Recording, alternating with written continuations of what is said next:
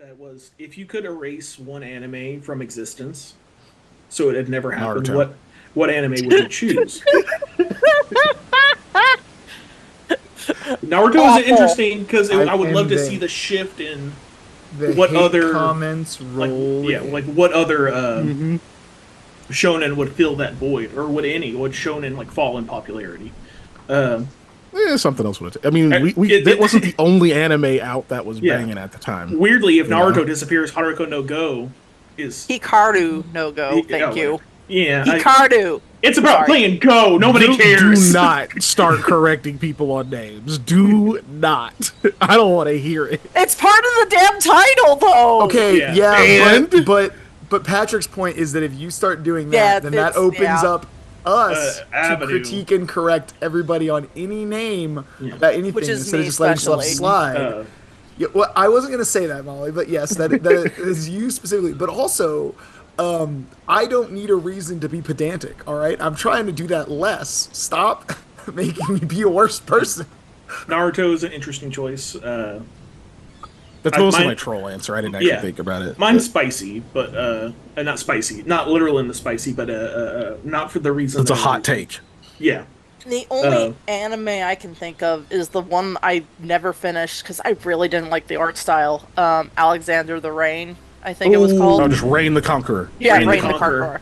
yeah, because it's done yeah, by the that same one- dude that did Aeon Flux. Aeon Flux. Thank you, thank you. Yeah, that Yeah. one I'd like gone forever, Yeah, which is I do unfair. despise that art style, but I don't care about it, and I don't care about it enough for that to be the pick. As much as I would love to not have that in my brain eyes. space. Yeah, Yeah. Okay, Why'd they what's make it so your- hot? What's I your hot interrupted take, you. Panda? yeah. Neon Genesis Evangelion. Hey, that was going to be my answer. No, That was the one that I was actually sitting here flirting with in my Yeah. head. I was like, that that because that or the it's anime that such- has caused me the most emotional turmoil and pain, which is Gantz. Two. Yeah. That Yeah, that's the fair. show was That's fair. painful to watch. I have not yelled at a TV so much that wasn't a Mets game. Okay, like really. But Gantz is a Panda, good that- answer. That is a hot take. The reason I choose, It is. I thought for Neon Genesis, it has such a huge range of it has touched so many anime because of its existence, yes. just sheerly existing and its popularity and continued What's the- popularity. What is a really good thing that inspired, other than like certain cosplay or whatever? Oh God, Somebody give me something. Like, there's if we can't name a good thing that came of it, other than that people like the show by itself, then I don't know. It's probably a pretty good take. Well, okay, so I think for it me, influenced a lot of things for the worse, personally. But go ahead, Molly. for me I'm inclined to personally, agree. I know at least one YouTuber that I really enjoy. Really enjoys the show and wouldn't have actively gone into doing reporting or articles and such like that if he had not been inspired by Evangelion. That's from my personal point of view, though, and from It how probably he did. Good. and how he describes how powerful it was for him. No, I could see that argument of it being the gateway into trying to dissect a story really hard. That's really nebulous and confusing, only to have your heart broken when you realize that it's just not a good story. So- that it wasn't well written, and they didn't yeah, it really wasn't have good a at plan. any point. Piggybacking off of that, I'm about to say something heretical, which is that I've been listening to a lot of this Data Over Dogma show, which is a guy critically analyzing the Bible and using only what is written in the text and evidence-based support for that, not reading anything into it, and countering any argument that implies authorship, implies whatever, using only evidence-based things, right? There's no univocality, which is that That's interesting. there's no inspired take on it. And the funniest part to me about all this is that he is a member of the Church of Latter-day Saints, which is a Mormon, and he is the most scientific, rigorous, evidence-based person. And it's really challenged my preconceived notions and biases, which I think is good for me to do. But it's really interesting. What I was going to say about My that, favorite authors. Are. yeah, I got a great cousin-in-law who's a Mormon, but that's not the point. I was just saying that surprised me to come out of that. Like, when I first saw him doing that, I very much expected him to be at the very least agnostic in general, just based on the way he talked about the book. But he's one of those people that is like, faith and your own interpretations of things don't have to Panda, you're getting kicked out of the call. pander. I saw that too. Pander to your own, like, or the evidence. And he's like, you can still have faith and you can still have belief, even though critically analyzing and using evidence-based support for things is more important. And that's one of those very much take it at what it says, take it at, it's at the valuable parts, not insert your own meaning into the text or whatever and all that stuff. And a lot of what he does is use his platform to combat hate speech and things that use the Bible as like a cover or a shield. And counters that with real text examples and actual historical evidence and all these things, which is great. I love that. The reason I bring that up and saying about Evangelion is because I feel like that is that same thing. Where when you critically analyze the text and use evidence of the text, you realize that it's not saying what it's supposed to say at all. And that if you sit there and talk about it, you're going to be like, what is this dog water that I just did? And so I very much get that same vibe of like, I could do a thing on that same stuff and just be like, what is this? What is this? It's all about the meaning and the hidden whatever. It's like, no, what did he say? What did he say? This is dog crap. What really kills me about it is that like the creator wasn't even trying to pretend to be fake beat. Yeah. Like all of their interviews, they talk about how like they used this imagery because they thought it was cool. Yeah. And like these elements and stuff, it was just stuff they wanted to do. Yeah. And the fandom was like, you know how people are when they see something that they have to decipher, they make it like way deeper than it is. Yes. Like if we got all the text of like, for example, like if we got like all of the like lore books that they have in their offices for like the Dark Souls story, the story would be worse. Yeah. It'd be so much worse. It would be. I agree. It'd be like, oh god, it's as not nearly as good as we thought it was gonna be. Of all of the Warhammer lore, there's some of that stuff that should have been left out. I'm just saying. Like, I've read a lot of it, and there's some of it could have done without. But no, my partner, she we were watching Men in Black the other day. We watched like a Men in Black marathon. The three movies we didn't. It was just on TV. Internationals. Well, it wasn't on, or we would have watched it. Okay, look, I'm not biased. I would have watched it, but they only did the trilogy. All right, so we watched all three of them. And there's a moment in Men in Black 2 where they're looking for clues, and there's a picture of Kay, and he's pointing like this. And Jay goes all around the pizza place looking for it, and it's pointing at a key that's literally right there. And she's like, that's me at escape rooms. And I was like, that's what people do, though. They add all this extra stuff and all this extra meaning and all this. They fill every blank space you could possibly have with their own like preconceived notions instead of just looking at the wall. What is he pointing at? He's pointing at the pizza box, and the pizza box has a star, and the star's pointing at so this. Funny, man. Like, I loved it. Or I've been to 2 escape rooms, and I came up with exactly 2 rules. 1, let people finish their sentences. And 2, don't overthink it. Those are my 2 rules. Because, oh my god, it was the most frustrating shit. Because everyone was just talking over each other. And someone would start saying something, and they would get like almost to the point they were making. You guys know me in real life. You know this irks me.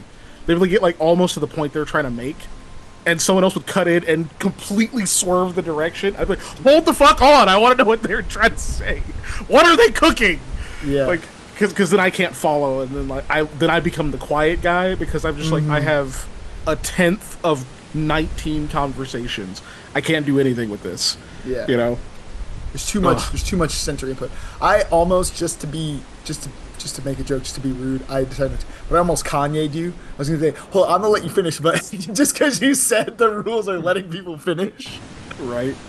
So, but I decided not to do that.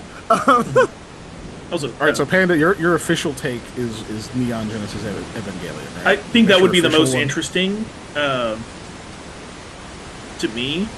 I think. What would it do? I think. Yeah, just to change, it's like saying, very much like, for example, in Fallout, the universe of Fallout, they never introduced the microprocessor.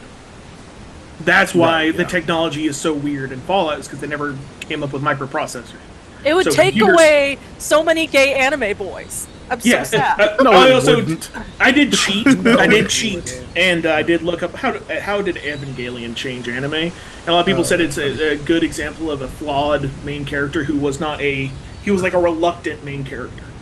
Yeah. I mean, he definitely was a reluctant. Where like was before that they were like, no, incredibly the reluctant. hero of the show has to be a hero. And it's like, the main Okay. character of the show So doesn't necessarily need to be a hero. that's true. I have two answers to this, by the way, and one of them just Oh, we're going face live. is just 'cause we Gantz did. because I hate that show. Here's I the also vote frustrating Gantz. thing.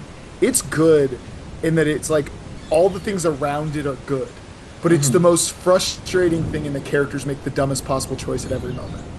My second answer though is Gundam Seed because I don't like it. It makes me mad. All right. Because I don't like I it. don't. That is honest as fuck. It's entirely personal beef with Seed. I think- feel like it screws with the continuity of this show that I really like. I never And, watched like, Seed because I G didn't like Gundam the doesn't style. bother me. Yeah, don't. Yeah. It's bad. I don't. Well, like the, no, okay. It's just a. a lot of it. Go ahead. I'm able to step away from Seed and look at it and go, it's a good anime. Okay, that's fine. Can it But- not be Gundam? According to Mobile Suit Gundam Double Zeta, whose opening, literal opening musical like number thing, literally states this is not an anime. Yeah. It's Gundam, funny. not an anime. Anime. Yep. And that's how you should look at Gundam. Is it's not an anime, it's Gundam. Gundam. Well, that's what yeah. that's But- what I'm saying too. Seed is a good anime, not a great Gundam. So I found it to be a fine. if right it under was good. something like like Macross, between mid and good, where it Yeah, was for its me. own giant robo thing and Yeah. not Gundam, like not Definitely would have been a Gundam, better Macross. it wouldn't bother me at Yeah. all. Whereas like G Gundam It actually would have is been a really so, solid Macross. See, there you go. G Gundam is so outside the realm of Gundam, and it's so intentionally hyperbolic and like plays on all the shonen tropes like on purpose. It is in itself like in some ways a parody of shonens, but also like it does try to be a shonen, but it also it just shows some of the like silly tropes that are in shonens. And I really like that show for what it is. It could have been also anything else, and I still would have liked it. It didn't have to be Gundam. I still would have liked it just because I just like the show. But I don't have a stronger feeling because it is intentionally not part of the Universal Century canon. Yeah. Whereas Seed tries to like be. It uses that's another thing about Seed is it And that's takes why I thought. suits from Universal Century. Yes, it has exactly. Zaku's, it has Goofs, it has. So that's what Dom. I'm saying. It's yeah. And it's like- If it was its own separate canon that had nothing to do with Universal Century, I don't think it would bother me as much, even if it was still a Gundam show, or if it was Macross, I would be fine with it. But because it tries to be Gundam, and it's just not. But oh, well. But it's like Wing too. Wing is Gundam, right? But it doesn't try to be Universal Century. It very much stands on its own. It's its own thing. It, And it it- lives in its own era. Yeah, effectively. and it is still, but it is still Cosmic Era CE Gundam. yes. Or After Colony. actually be more the era it was made. Yeah, is and actually but what yeah. it is still very Gundam. But it's still very they made it work. Yeah. its own thing. Yeah. So I don't know. So again, even though there are multiple versions of that, the only one I don't like is the one that pretends to be Universal Century and is not, and that is Seed. Because to me, it pretends very much to be Universal Century and is not. That's the reason I don't like it. Wait, so what was your pick, Dave? Was it actually Seed? Or No, was it- it's Gantz. Because just I've delete never been Gantz? that angry at a television in my life. Look, the only guy who did the right Stop it. thing. I was telling somebody, I think it was JB, I've never been that mad at a television. telling somebody about Gantz. And I was like, the only guy who did all that he was supposed to do was the hitman or the soldier who got Gantzed. Is what we're calling it now. Sorry, I'm All right. And he grabbed the suit, the super suit you're supposed to wear, and he grabbed the gun you're supposed to wear, and dipped. He disappeared for the episode, okay? Giant monster starts attacking. He appears on a rooftop shooting the monster because he's been waiting the entire time to kill the thing, okay? Doesn't work because it's Gantz. But Yeah. still, he did all the right things. Okay? So Wait, okay, wait. How many parts of speech are you gonna use Gantz for? Okay, it is all the parts of speech. No, I have one last thing to say about this, then we can play it, which is that we watched the Evil Dead remake last night. And there is a part in the Evil Dead remake. One of the things is like the reason they're out in a house in the woods, and the reason they're doing this is because the main girl Mia is trying to detox from drugs, and she's gonna go through withdrawals, and it's gonna be crazy. And they're trying to isolate her and have her in kind of a safe space so that she doesn't like freak out and do whatever. Well, then the crazy stuff starts happening, right? And so at first, it's plausible that nobody believes what she's saying because she's getting off drugs, and she'll say literally anything to get drugs, and also like you see weird stuff, and then crazy stuff starts happening, and immediately they're like, nope, we're like, as soon as it start, like, everybody's on board to fight the evil weird stuff except one guy who's like, it can't be that. And then as soon as like another thing happens, he goes, nope, got it. In Gantz, nobody would have ever been on board. It didn't matter how many times you showed them a demon in their face, they would have still been like, nope, nope, and then they would have all died. I mean, everybody dies in Evil Dead anyways, but that's not the point. The point is that at no point would the members of Gantz ever got on board. And these other people had plausible reasons to not believe this shit was happening. Got on board as soon as their eyes were like, oh, this is crazy. I'ma go with that. Like, so that's all I'm saying. They have believable humans. The people in Gantz are not. They're so dumb. Dude, I don't have the main character of Gantz is Okay, I know you want us to get back to actually trying to play, but Yeah. Patrick, what is your serious answer? I still don't know. There was a part of me that Naruto was like, Shippuden. I almost no. I would. There was a part of me that was like, I kind of would have just picked Kikaider so I don't have to miss it. But That's so funny. Heart! dude, I love that show. But like everyone, somehow I went to high school with two other people who loved that show. I didn't find out till we were in our like late 20s. That's funny. So each of us somehow were like, man, how come everyone hates this show I like separately while being friends? That's Because I remember Doesn't make any sense. that's literally so when we were funny. living together, that I was like, man, there was this anime I watched that had like robot, like androids. Yeah. It was like Android. But there was like, the 009, guy was but like not. half, and he had, Yeah. and I was like, Kikaider, and you're like, yeah, and yeah, then, It's so yeah. I was like, It this hurts, show was though. crazy. Fucking loved that show, dude. I was staying up way past my bedtime watching that shit. Yeah. That's when all the good stuff came on. But I wouldn't pick that because, you Yeah. know, it's a good show.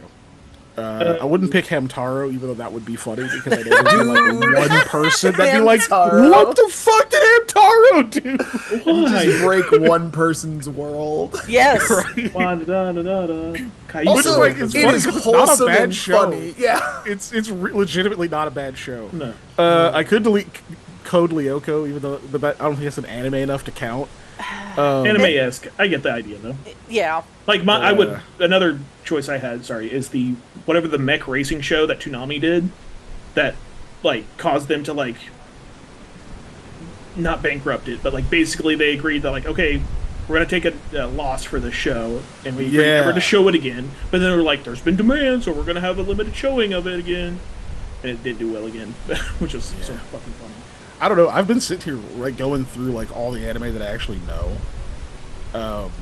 And I don't know because like I can't legitimately pick Naruto as much as I kind of want to because it was a not my generation's DBZ. Yeah. You know, like there's very a lot true. of people that was their anime, and that'd be such a dick move Yeah. to just be like, nah, fuck you, you know.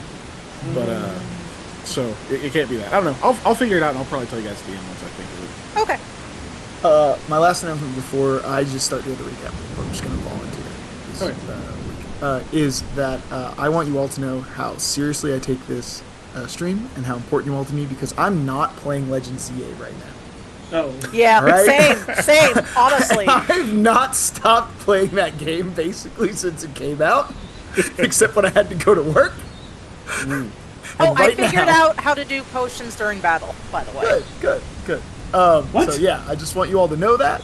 And You're the tripped battle out? system is different. It's so you have to hit X and go into the menu. It's the same kind of thing as the old one, but because it's it's not turn-based. It's real time. oh, It's so you're like different. running around and stuff. Yeah. You're running around, and then you're also controlling the moves your guys do, and they have cooldowns on each of the moves, and they move as well, and you have to like dodge stuff and get out of the way. It's fun. I've done a lot, but I have a game on my Switch Lite. I have a game on my partner's actual Switch, and so I could have different starters, and I'm at like the same spot in both of those. So I've double played the opening, and then I've also helped her play because I was watching her play and we were doing it together. And so like I've played the first half of the game 3 times already. What not having save files does to it. You know, like I know. That's the classic thing about Pokemon. Game Freak, Look, give us here's save what you files. do. Give us 1, 2, and 3, please. Yeah. That's 3 starters. Sure, but here's Yeah. the other thing you do, which is what I used to do on all of them, which is just you create a second profile on your Switch and just play from that. But in this case, I'm playing on hers, on mine, and then her and I were also playing on one. And I made sure I asked what starter she wanted to pick, and she picked Tepig, which is awesome.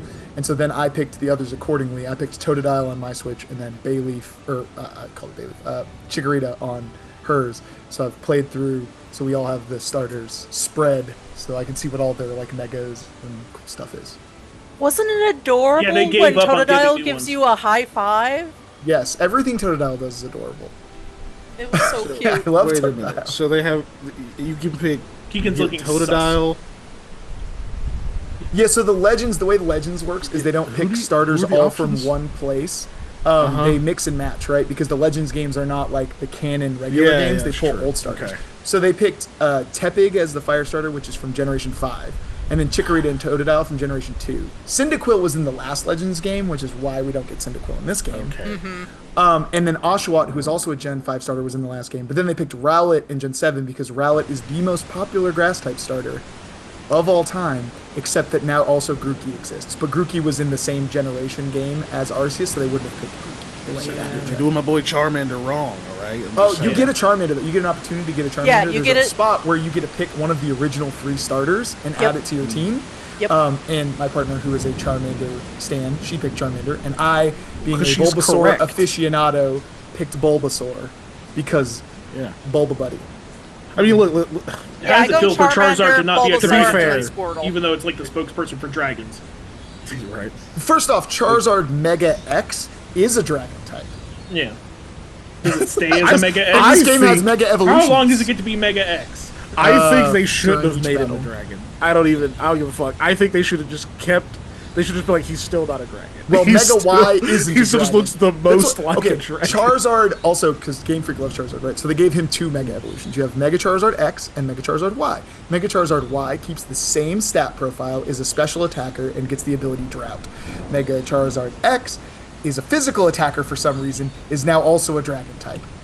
I don't know why they did that, but they changed the stat allocations because whatever. They're Anyways, definitely Charizard stands. Anyway, Yes. Oh yeah. go. The go right point ahead. is, Yeah. I'm focused. I'm playing the game, so I'm going to do the recap. Show you how focused I am, because I watched it today while I was mowing at work, or listened to it. That grass can be crooked. It's outside, of course. So we started off with Lamia going shopping for the gift for Red, the secondary gift for Red, and commissioning a painting from a guy that got way overpaid for this painting to basically have it rush jobbed as quick as possible. And he seemed very enthusiastic about it. We found out that his granddad makes the frames, and his father's still an apprentice, so he doesn't make the frames, which was a funny joke. Then after that, Lamia went shopping for scroll for a spell so she could communicate to her dad over a long distance. She found a Tertian mage named Saladin. That was his last name. And it turns out his first name was like Pravash, I think. Started with a P. He made the scroll and was going to instruct her how to, or he's making the scroll for her. He hasn't made it, but he's going to make the scroll for her and instruct her how to use it. And then when she came back, she told Rahal about that, and Rahal like geeked out because she knew who this was. He's a very important professor in the Caliphate who's like traveling abroad to like kind of help bring countries into the Arcane Accords and teach stuff, which is cool. I got to meet with Kamal down in the restaurant area of our hotel. He showed up and we got to chat and eat a whole bunch of food, pancake, waffle, pancake, and various other things. And that was really good. Just got to chill and hang out with him. And then I went back to try and work on the memory box some more and use the skin talisman thing. And that was not, it didn't go the greatest, but it went. But struggled with that. And then Sam was on his way back from the thing with Sherlhawk, walking with Hattie, and then experienced like everything around him stopping, including the rain, which was so hard and like stopped in place and so much that he couldn't even move realistically because it was like little nails everywhere, basically keeping him from walking. Then he hears a voice say something in a language he doesn't understand, and that voice is like hello, and then realizes he can still move. The thing is like, oh, and just like dips out, I guess, because then time resumes. Sam tells us about that, and we kind of go into a whole thing of like trying to figure out what the word is, and none of us can quite figure out the word. It's all really similar. My ring that allows me to understand Necrol makes me feel like it's close to that, but the other people are like, it kind of sounds like Ulis, but not exactly Ulis, like the native Ulis speakers. And so everybody's kind of close to the word, but not exactly right. Then we bring in everybody, we loop in everybody, and Katega talks about this slab that she heard that word because this guy read something off this slab, and then he like disappeared. So we can assume that maybe time stopped. Because we kind of figure out that this is related, after Sam describes the effect, that it's something like a time stop, but we don't, in universe, know what a time stop is, because it's such high-level magic that none of us have ever run across it. So it's something that's like deity-level magic, because honestly, level 9 spells are insane. Level 8 spells are insane. But, she tells us about that, and that Clint had shipped that for somebody, and so we're trying to like figure out stuff about that. Because Mira comes back at that point too. We all kind of talk about that. Oh, I forgot about Lamia going to the bank to get money out. She specifically did not get her finger pricked because she was worried about her blood now not working later. Because if she tried to go back after she gets resurrected, it's probably different somehow. And so she was really worried about not being able to access her money later with her real people blood instead of her shadow person blood. So she did not do that. Casimir just basically fronted her the money by saying, here's all the money. And then she was like, I'll pay you back. She's like, I didn't tell you to pay me back. This is yours. So we all know that's not going to stick, but you know, it's just how that is. And then, so anyways, Casimir comes back and we all kind of are talking through all the stuff and trying to figure things out about it.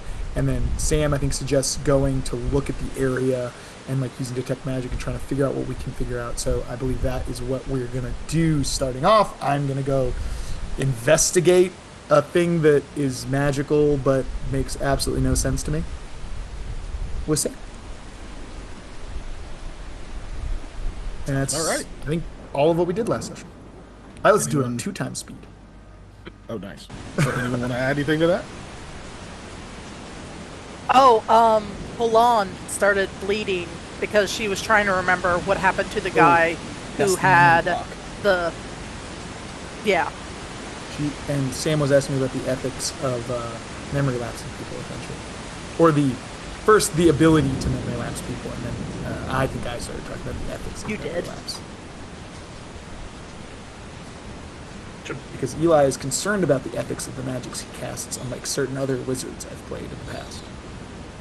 So Golan's going to go lay down, if I remember correctly. Yeah, she was going back to her ship. Yeah. Yep. And I think I stated that I was going to go with her. I was going to make sure she was going to get there. Fine. Yeah, which Casimir was also going to go with her, so Okay.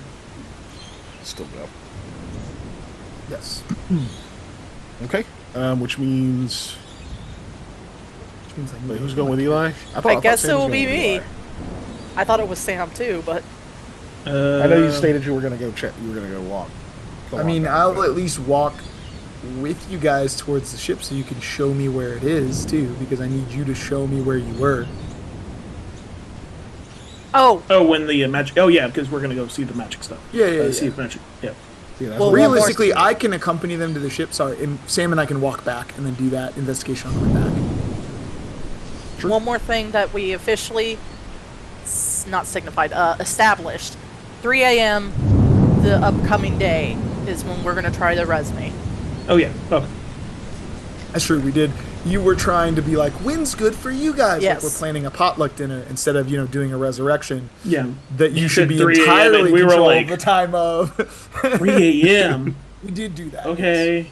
Yeah, we can make that work. And then we're like, 3 a.m., not tonight, but the next night. But And the we're like, next oh, night, thank God. yes, the next Okay. two, Yeah.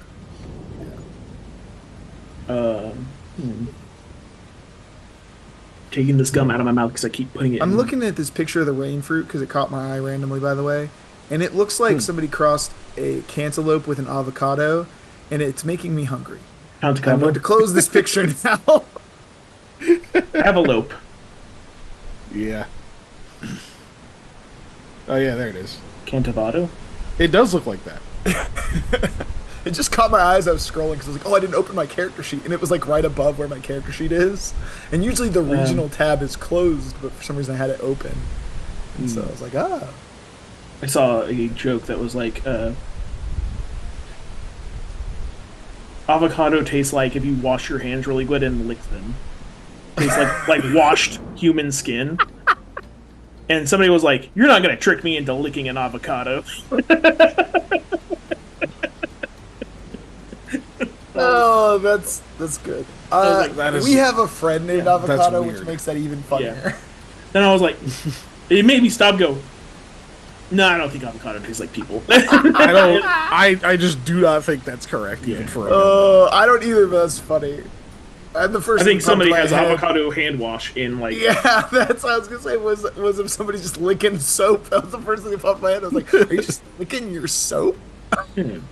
Freaking lotion or whatever. Oh, So you guys are on gonna topic. venture out. Yes. And then, so what's Lamia doing? I'm not doing snail pole because we're the only ones right now. Still put it up. I guess I Boat. could. I know am you a vote. banana. Oh, also, if you're lurkers, apparently Twitch is doing a thing where if you don't comment, like regularly, they remove you as a viewer, like in the count. Patrick, I don't by the think way, our don't feel audio is pressured. up. Yeah, Don't feel pressured. yeah. What? Because I mean, Yours, I hear you clearly through stream, but when Panda was talking, I could see his mouth moving, but I could not hear anything through stream. oh, I'm gonna be Oh talking yeah, I right also now, can't hear you either. and while I'm I understand. talking loud. Or Well, that's bad. Uh-oh. We just whole did time. so much fucking talking. just I'm vamping. gonna have to skip all of that. Yep, on. that's fine. Dave's gonna have to do the thing again. Nah, it's fine. We don't do recaps on this channel. Wonderful. I'm Well, sorry. it said that I would've said it if we're I recording in noticed. Zoom, so That's yeah. yes, but that would be really tough to sync. I could just replace like the first part of it with it. Or you can I- just make I the first part a black legitimately screen. Or don't. No, I'll figure it out. we Hold on, just let me- in let me media res just these people. Yeah. do what I usually do and switch stuff off and then back on. Or this Saturday we could have a fun Off. uh Back on. yeah. We could do a fun thing where we overdub our own voices trying to see Oh what my we're saying gosh. and Hey, I can hear you Okay, now. I can hear you now. okay. Cool. I purposely have not been letting it do the update because I don't want to deal with the audio issues. I fucking may as well now. Yeah. not right this second, but just like in general. Oh, hey, look, a thing we need to ban. But, yep, A boat. ban. Oh, cool, thanks. Okay. I was doing that. You beat me to it. But no, yeah, that's what I'll do. I'll probably just splice the audio in up until 10 seconds ago. Since, Okay. you know. Yep. Well, The I'm glad. woes of having no audience, man. Yeah, yeah. Let's jumpy Okay. up, I guess. So what is Lamia doing? Sorry. I guess I'm gonna go to the library and start my attempt again Okay. of being able to read. I have nothing else better to do, right? Cool. All right. So we'll come back to that. Okay, so you guys walk the others back to the ship. Any meaningful RP or conversation or anything as you guys have on the way up there? With That's where I saw that Kazuma weird and cat Katega? thing the first time. No, Meaningful. oh. I mean, I'm just gonna ask him about how the stuff with Sherlock went, because I mean, this is really my first time seeing him right after he came back. So I'm just gonna be like, yeah, buddy, how's Sherlock doing, and how'd the whole thing go? Was it tough? Oh, good boy. Sorry, my dog caught the ball in midair. Sorry, I had to praise Nice. him. My bad. I thought you were. I'm not calling you a good boy, Panda. Oh. Sorry. No, I'm sad. Yeah. Yeah, it went all right. I guess he's hanging out up there. Meeting some other uh animal folks like him. I guess. Oh, they had other like awakened animals. That's Mhm. cool. So I figured maybe it might help him out to get accustomed to himself instead of coming back and hanging out with me immediately. Oh yeah, Might just diving right in, adjusting. It's good. I mean, how old are you when you get sent to summer camp? I don't know. What is a summer camp? Um, I don't know because I was always working the fields when. Uh-huh. Yeah, Okay. it's a place you get sent. I think. That sounds terrifying with your lack of specificity. Yeah, it's a place you go. This is not space camp. Eli's imagining the camp from Holes. I'm just letting you know that is Eli's imagination. When you say summer camp, I am thinking the camp Mr. from Sir. Holes. I don't know. Okay. I think that. Yeah. So We talk about that, I guess. Yeah. You get them to the boat. There's probably a little bit of other small talk or whatever you can imagine, but for the most part, yeah, Kotega's not really saying much. And then Casimir is also not saying much. I'm not Obviously, asking they her to both have spill different tea things. or anything either. I'm going to be respectful and polite. Yeah? I forgot to say, because we talked about the midnight pre-release last time. I went and I got this cool tote bag Oh, cool. at the midnight release. It's sitting next to me. That reminded me. Nice. Okay, yeah, I'm not asking her to spill tea or anything. I'm trying to be respectful of the whole situation. So Uh, So you get them dropped off. They get back onto the boat and everything, and you can see like some of the crew and stuff is wandering around up there. You get away from Roy, and you guys head off to go find where it is this weird time stop thing happened. So the lucky thing is you were pretty close to the inn, like you could see the inn from where this happened. Specifically, Sam could see the inn. Other people wouldn't have been able to. yeah. So it's not like a matter of, oh, are you gonna get lost? Because like you were like right there, you were pretty close. So you're able to go find the spot. It's late enough that there's not like a ton of people wandering around. You do get like a brief, one of those kind of check-in type interactions with some of the guards, like not like, what are you doing? But they kind of give you the like, evening, and they just kind of like give you that like small talk that's like, what are you up to? But they don't really ask it outright. And we don't have to play it out or anything. They don't. Am I being detained? Am I being attained? Am I under arrest? No. Okay, then I'm Well, leaving. if you approach it like that, you might be. But This acts super hostile. Look, we do not have the same kind of rights No, it's true. that we are supposed to have right now. So supposed don't to push have it. the key. Yeah, I chose my words very carefully, very intentionally. Fuck,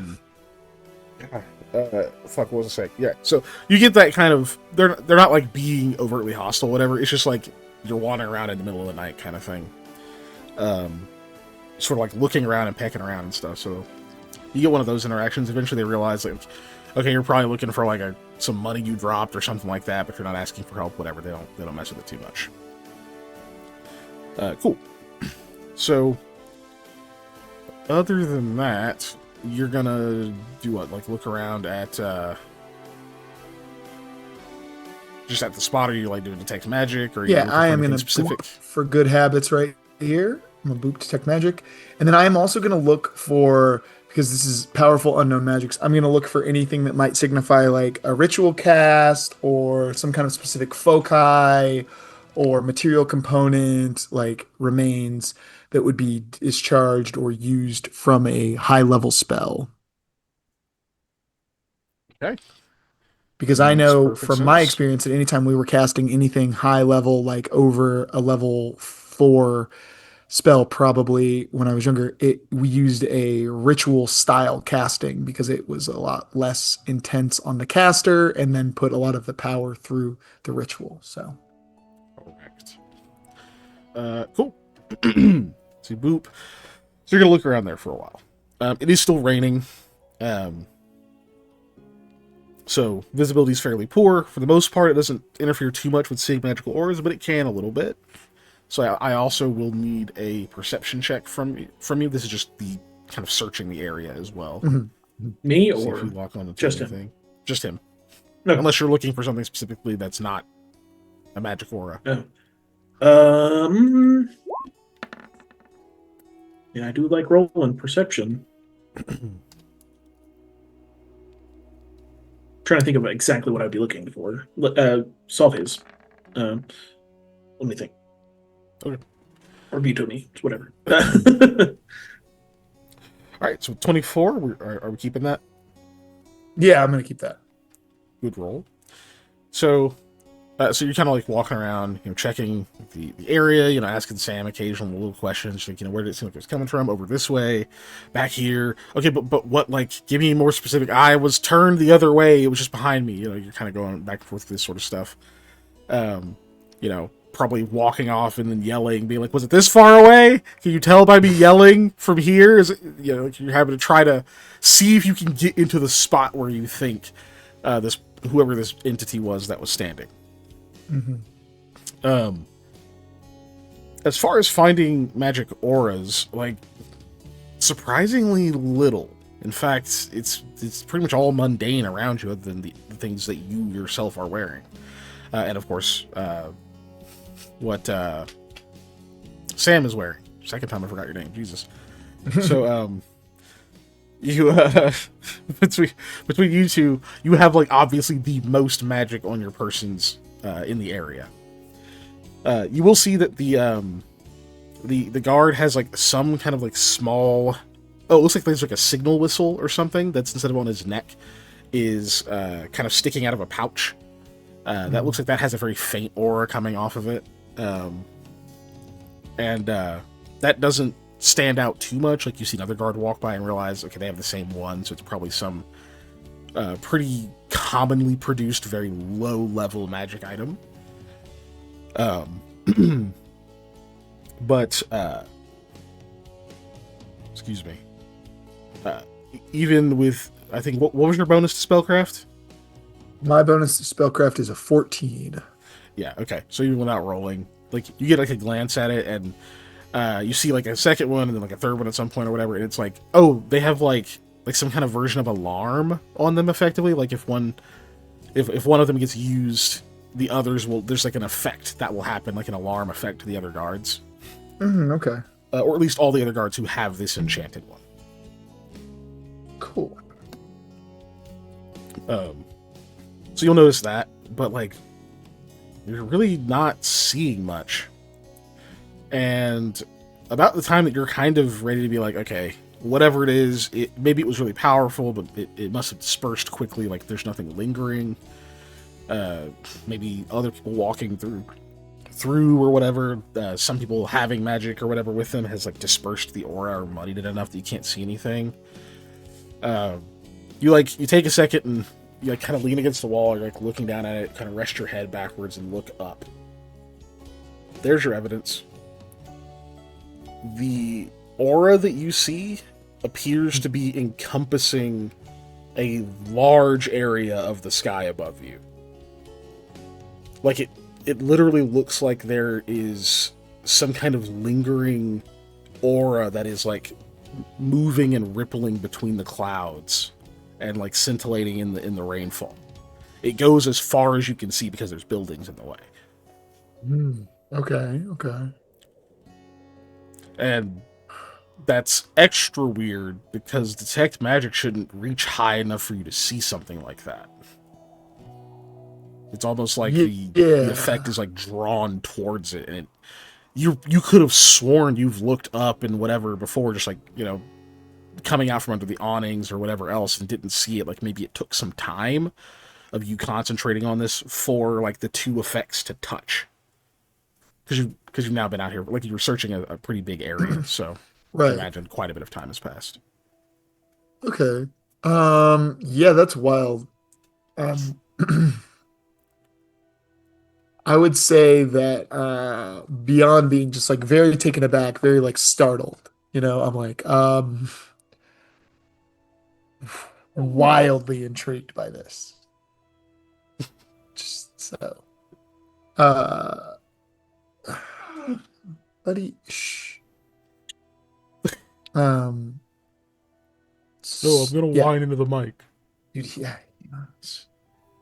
No one's playing with him right now. And if no one's playing with him or no one's petting him, then he doesn't know what to do with himself. Um yeah, I don't know. I think I'm just gonna keep focusing right now. I'm gonna try and like do my best to, I know it's all up, but I'm gonna try and pinpoint like a more specific origin point or location instead of just, if it feels hard for Eli to wrap his brain around it just being up. So it's I'm gonna just search for like a origin point. So yeah, you kind of wander around looking, see if like it gets stronger in any places or anything like that. And as you're doing this, you can tell that it is dispersing. It's slow because whatever the effect was massive. Okay. But yeah, it's tough to 24. It's tough for you to be able to find the epicenter just because it is all fading. So even as like there's spots you think it gets a bit stronger than where it was, like you'll move to another one and it's like, oh, it's about the same as it was a second ago. Maybe it was stronger here, but it's weaker. Like there's not enough rhyme or reason to it. It's still there, but it is like obviously fading slowly. Okay. That makes sense. We'll say you narrow it down to about a 10 by 10 area. It's like somewhere in there is where you're pretty sure it had to have come from. Okay. But you can't get any closer than that, and even that's fairly generous. Yeah, that's fair. So with that, then I think I'm gonna keep trying to investigate that specific like area to see if there's anything else unusual or anything like that I can notice just anywhere in that area. I'll spend time to check that out. Okay. During all of this, is Sam doing anything, or is he just watching Eli? Yeah, I couldn't think of a good way to also look around, so it's probably just. I'm also probably like Yeah. narrating out loud, just so you know, because one, I want you to understand what I'm seeing because Yeah. I have the stuff, but two, that's how I think. Yeah, and also it seems like through the roleplay he's assisting Eli more. So other than just keeping an eye out for ne'er do wells, Mhm. buddy, would a regular thief be the wrong people to rob right now? Yeah. Just to Yeah. get a little bit of in character dialogue here. Give us a snippet of the Eli ramble of his narration. So yeah, no, it's just like okay, so I'm just not seeing anything. It's weird that that you had such a powerful effect, and there's just no trace of holy. It's massive. It's like the whole. It's like lit up. It's like that Aurora thing, but it's like detect magic-y. And then I'm just like, but it's here. And then I'm like doing that thing where you walk around, and I'm like trying to like narrow it down. I'm like, and it's like this the ebb in the flow, and it's kind of coming from. Oh, it's definitely like in this area here. Okay, so what's different about this area? Like doing like just walking around and very much just like narrowing in on things. Okay. Does Eli at any point try to walk and see if he can see like the edge of where the effect is? I probably would when I'm trying to ascertain like the epicenter. If it's like if I can find the outside, then I can look in from there. So it's like trying to see if I can find the edge first. Okay. So yeah, whenever you're doing that, you will notice. I don't know if this is good news or bad news to you. You can't see an edge of it. You can tell where like your view of it gets too muddled. But it's like, if you imagine that, like, let's say you could only see like 60 feet in front of you and there was like a fog of war or something. Mm-hmm. But you take 5 feet, you step 5 feet forward your vision extends because you've moved, right? Yeah. And like imagine it's like that. So it looks like it kind of Right. ends, but as you continue to move out, you see it keeps going. It seems less like it covers the entire expanse of the sky as you get further and further out. It seems like it almost like kind of snakes out, and like there's like tendrils of energy that like stretch out across the sky. They're all fairly close, but there are like small gaps and things in it. And like into your vision, there's almost like you almost see like God rays of normality that come through it versus this like strange mask of like overcast magic. Right. Oh, that's weird. It's like looking at a negative photo for me, the person who's using an anachronism. But no, it's like looking at like backwards light, is what I will say to Sam as I'm narrating. It's like if the clouds were light and the sunshine was dark, except the dark is just normal because normal's kind of boring. And then there's like magic. And then you know how when you look at magic, it's all like magic? You know? It's very not the same as looking at everything else. I have no frame of reference to describe this to you because it's like having a sense that someone else doesn't have. I don't know how to understand how something, like describe how something smells to someone who can't also smell. No. I was shaking my head the whole time. You know how like magic looks? No. Yeah, that's why I was just like, I can't describe how to smell to someone who can't smell. I don't understand how that is. Yeah. I don't have a way to explain the color red other than it is red. Okay? Like, and the things that are the color red. That's how this works. Magic is like a color, but it's the color magic. And everything that's not in the color magic is like regular colored. Yeah? But magic's like shiny colors of things. And each one's its own like special hue of the shiny magic color when you I look want at to it. bite it now, I think. And it's kind of shiny, like it gives off this radiance that is its own. So very much how like when sun rays are coming through the clouds and they like spark this radiance and everything's weird and shiny off of like dew. But in this case, everything is the regular and the shiny is the everything up there.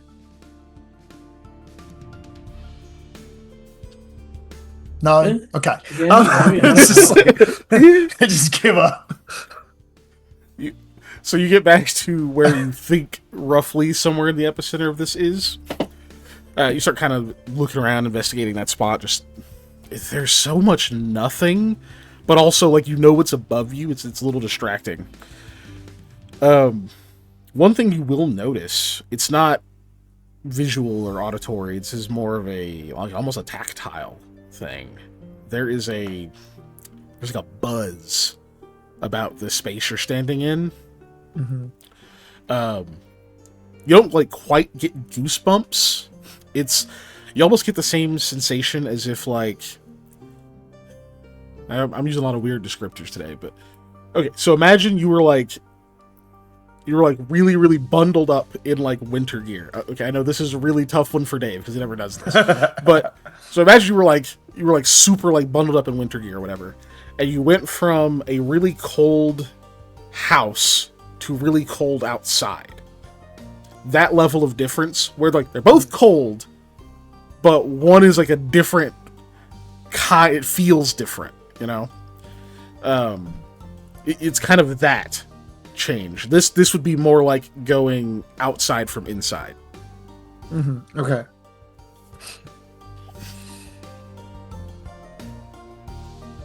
It's one of those where I step there and I can feel like the hairs on my like arms like start to raise up, and you almost get the like goosebump feeling. I'm like, oh, that's different. It's like step back, step in, step back, step in. Yeah, that's weird. Like it doesn't. It's not quite abrupt. Like you have to take like several steps back. yeah, It's like, several there's like steps, then several steps in. Yeah, like there's like a whole fade and I like, can kind sort of thing feel to it. that. Yeah, as it like grows. Strangely enough, it almost seems to follow you. Like you realize if you move back really quickly, like it clings to you a little bit, and there's almost like a trail of this like sensation. You can't quite see it, like you feel like you can see it, but there's no like visual quality. You can just kind of sense sort of where this difference is now that you've been in it and out of it. Yeah, I'll be like, Sam, walk over here. Tell me if you feel something weird.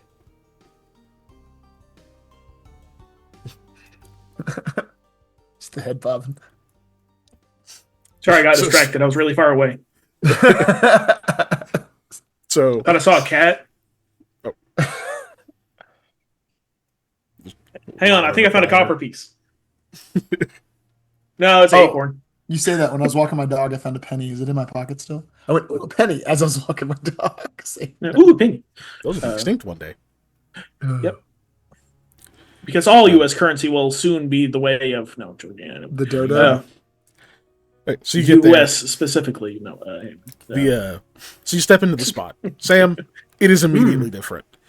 You don't even like. You don't know how you missed this before. Maybe you just didn't walk into this spot. To you, it is like an obvious, massive difference between the two.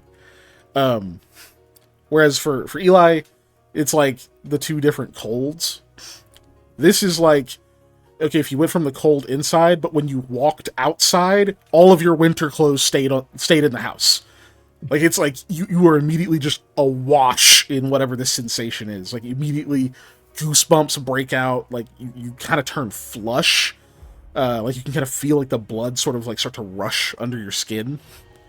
And it's really uncomfortable at first. I think it starts to feel nice a little bit, actually. Like you're getting like all the good parts of adrenaline without like the feeling like a crash or a crisis. You feel kind of energized. I like that. That's right. Me doesn't like that. Sam feels about it however Sam feels about it. Yeah. Not quite like anxiety or anything. You don't get the like mental crisis piece, like not the fight or flight. You just get like the energy rush. Mm-hmm. Yeah, it's different. Yeah, because otherwise I would have just been describing an anxiety attack. Right? No kidding. That's not fun. Okay. Or a mild anxiety attack, but yeah. So I was like, yeah, it's different. All right. I don't know what to do with this information. No, I'm going to continue to try and focus and see if I can like really drill down on like the aura or the trying to use the detect magic to its fullest and really see what is visible with that. And then if, through concentrating and everything, I can't really come up with anything else, that's when I'm going to start physically searching the area better for stuff, for signs. Okay. So you go back into it and stuff, and it's honestly, it's becoming more and more obvious to you as you spend time in it, Eli. And you're trying to find it with the text magic, which is actually tough. But go ahead and give me a Knowledge Arcana. Does not feel right for this, actually. But it is. Do Knowledge Arcana. Alrighty. 29. Yeah, you're very good at just noticing the subtle differences between the different auras of magic, and even the faint lack of them, right? Mm-hmm. Most things around you are mundane. They do not give off an aura. But there is this kind of subtly empowered nature to most of this city. And that's an effect not of like of a thing that you would normally call out. There's just such a concentration of people and different, like, some of the people here are very powerful, whether it be magically or otherwise. There's just a lot of different forces of like personality, of like energies and things that are kind of in flux here because it's such a large population, and where you are in the country, that like there's kind of a low-key aura about everything, but it's easily dismissible, right? It doesn't really interfere with anything. In fact, most people aren't as studied as you at this type of stuff, and they wouldn't even notice it. But you do. So it's very obvious to you, as you're like continuing to spend time studying this, now that you've felt this weirdness, that is shifted in some spots. And I imagine you even have to like kind of stand still for a long time, really just like staring at the air, which unfortunately gets you interrupted again by the guards who now think you're on drugs. Which, funny enough, this is not one of those times. So you kind of get interrupted by like a few questions, whatever. They're like checking if you're okay, yada yada yada. You're like, I'm looking for something, blah blah blah. So Yeah. and they eventually leave you alone while you probably have Very important research. broken your stare of this clearly empty space to everyone else.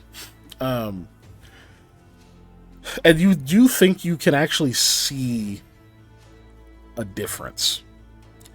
There is like an aura about this space, more than just that like whole 10 out of like that the 10 by 10 area. You're looking more kind of at the middle of that, slightly off because you weren't exact, but more about the middle of that. It almost looks like there's this sort of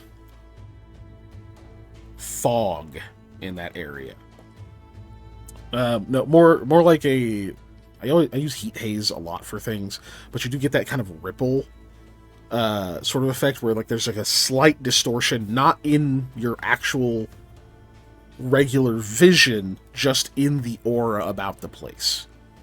And so you kind of figured out that like there is like a spot where like everything seems to have originated from, and that is dissipating, but at a much more gradual rate.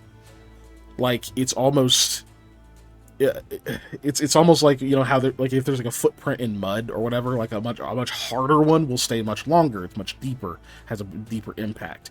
This is like a really deep, very obvious like track of something like big happening, something impactful happening. Mm-hmm.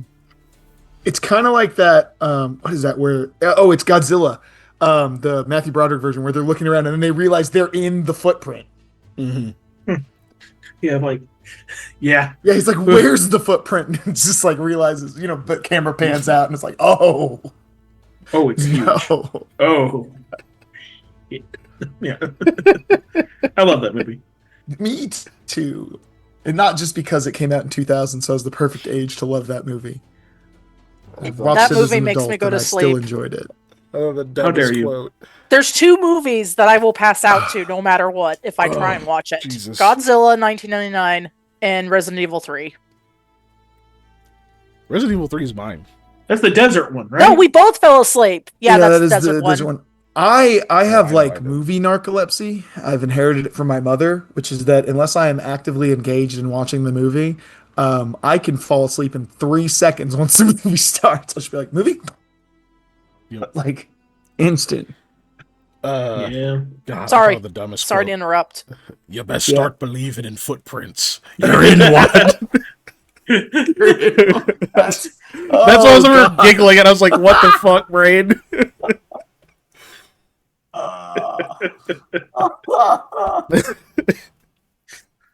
Yeah. And now imagine that too for some reason in Groundskeeper Willie's voice specifically, because I don't know. Hey, It you just best seems like something they would do in The Simpsons. I can't do it. Oh, Jesus Christ. Really. Did Frank, speaking of it, did Hank Azaria voice Willie? I probably believe so. Because that's a good tie-in Probably. between the two things.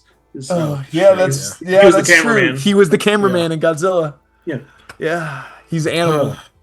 The hell are we? Oh yeah, okay, yeah. You're in the footprint. That's right. So, this weird fog. It's weird because it does seem to almost react to.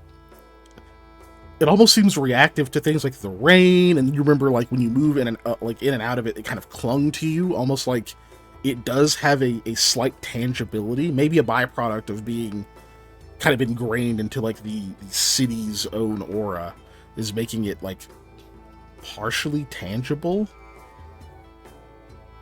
This like weird fog cloud of power or buzz or whatever you want to call it. Yeah. You go breathe it in. I guess I'm trying to figure out what it is. Ask me. I'll go to I'm it. gonna waft it. Like you're supposed to do in science class when you mix solutions. You waft it. You don't directly smell it. That's what I'm gonna do. I'm gonna waft. You waft the power cloud. Yeah. Okay. So you do, and funny enough, yeah, you feel like there's some kind of energy from that. Huh. It's weird. There's something to this. Yeah. Yeah, whatever nuke you dropped has got some leftover radiation in here, but it's like good for you. Good You know? for you, radiation. It's okay. good. Yeah, it's good. It's healthy radiation. That seems like an oxymoron, but I'll take it. Mm-hmm. It's like how Superman reacts to radiation. You know, Yeah. like skin cancer, he gets like awesome. Our radiation, though. Not bad radiation. I don't know. Anyway. Sun's rays are radiation. Yes, but that just made me think of it's good cholesterol, but it spreads like bad cholesterol from freaking Futurama is what that made me think of. It's good radiation, but it spreads like bad radiation. Slowly and unstoppably. Yeah, How terrifying. Exactly. Okay. Oh man. Okay. Awesome. Okay, so this is just like unadulterated magical power beans. I don't know. I can definitively tell at this point too that this is probably like arcane in nature specifically. It's not like. Can I tell if the difference maybe? I can tell it's magic, obviously, but yeah, it's so extreme that you can't. It's okay. like Okay. Yeah. Because I know one of the things we talked about last week, sorry to interrupt, was that this is like deity level power. And I just wanted to remind everybody that I am also now trying to assess, is this just a deity screwing around, or not screw, but like in meddling, or could a person or group of persons, because Eli is laboring under the assumption that this is a group of persons, because one concerted person should not be able to make this level of power. So I'm laboring that it is a group of persons create something this powerful. Yeah. Unfortunately, it's so extreme that it's like you don't even know. You don't even know if there's a difference at those levels. Yeah. Okay, that makes sense. No, I get it. Yeah. All right. Oh, that's wild. Okay. Are you standing in the power cloud while this happened, or just next to it? Yeah. I'm standing in the power cloud. Okay. Incidentally, increase the number of first level spells you can cast for today by 1. Ooh, okay. I feel the power Temporary surge buff. through me. Yeah, I'll take the temporary buff. What? Why are you flexing? Like his temporary charisma. Okay. Yeah, temporary. It's temporary. As in, I'll let you know when it goes away. Yeah, I'll be like, hey, there's like power here, Sam. Come step in this. See if it'll help you too. Maybe we can figure out something about the nature of this kind of like magical power, or if it's just magic. How about you come over here first and see what happens? No. I like the way this is. Yeah. It's like buzzy. It's cool. Do the same with your second level spells, by the way. Okay, cool. I'm gonna sense motive. There's diminishing returns at some point. I guarantee you. It's one of those things that's too much of a good thing. Are you going to explode soon? Is he a skinwalker now? No. First off, don't say that out loud. No.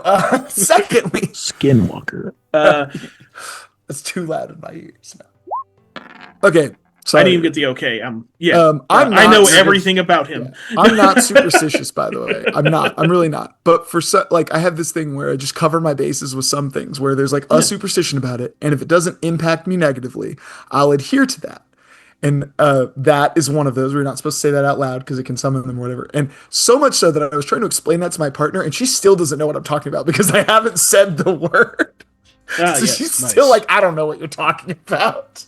It reminds me of, I thought this post was about Dave, because he used to do deliveries, and this sounds like something he would do. Of somebody was trying to get rid of slugs from getting in their house, so they put a line of salt in their doorway, and they ordered pizza, and the pizza guy was like, whoa, and like made them reach over the line of salt to get the pizza, so he wouldn't go in.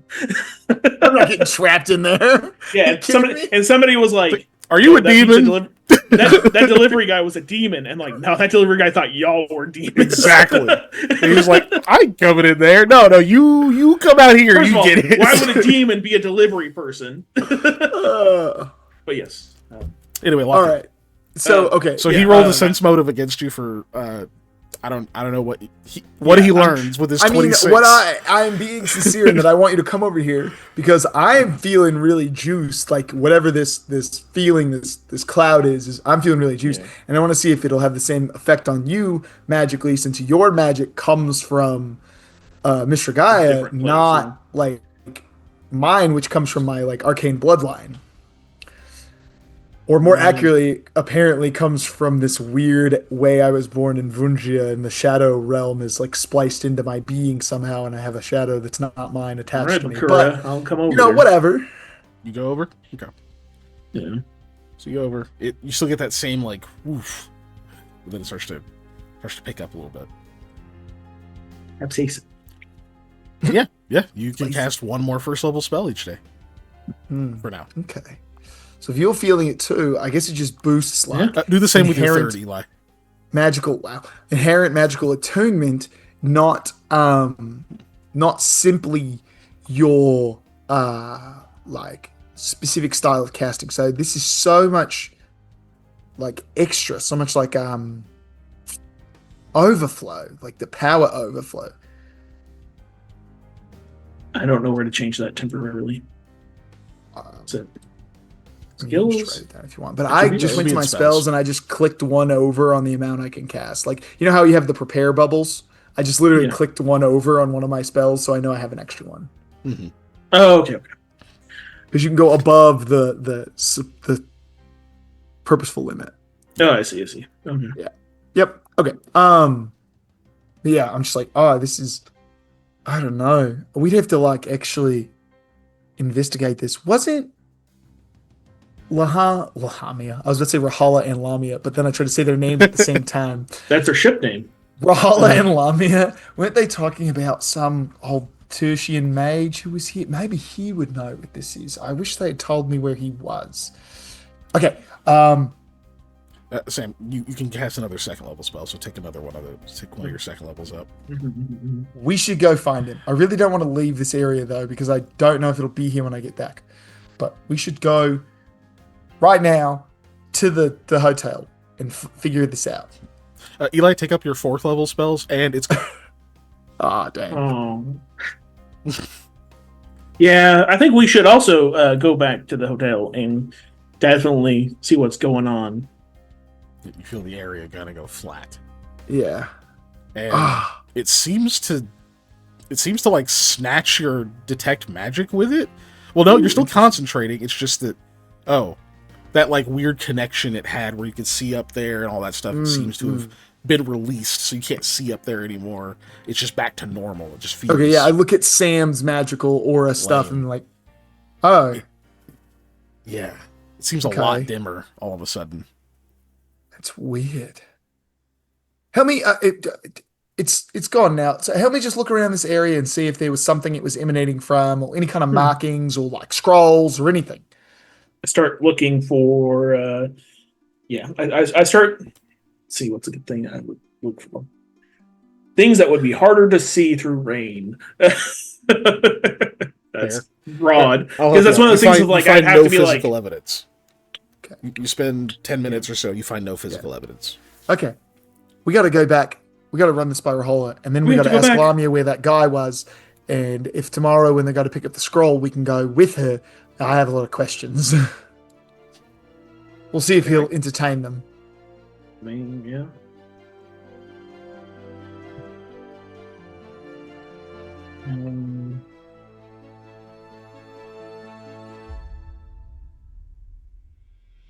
But like, do we think that the person that did the thing was here, or is this just a Well, is this leftover from him doing that thing? the casting point, like the focal point, right? The target of the spell, I want to say, was probably here. this is where the magic emanates the strongest from. So this is where the spell was centered, where it was cast to.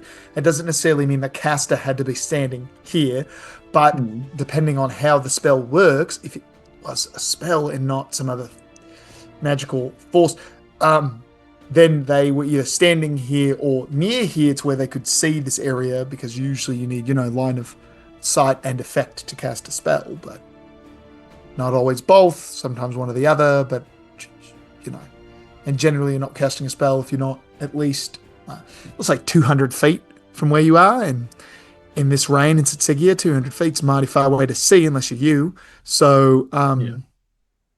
I mean, if they have the magical ability to do that, then, I mean, if the rain's not moving, you can see fine, probably, because but you moving. said that was after the, weird yeah, time freezing thing.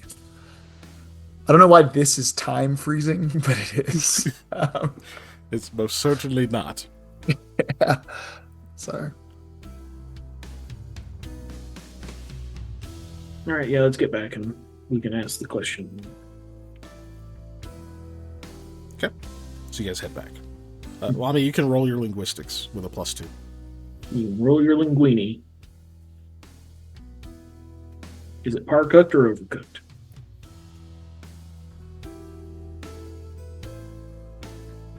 Oh, it's overcooked.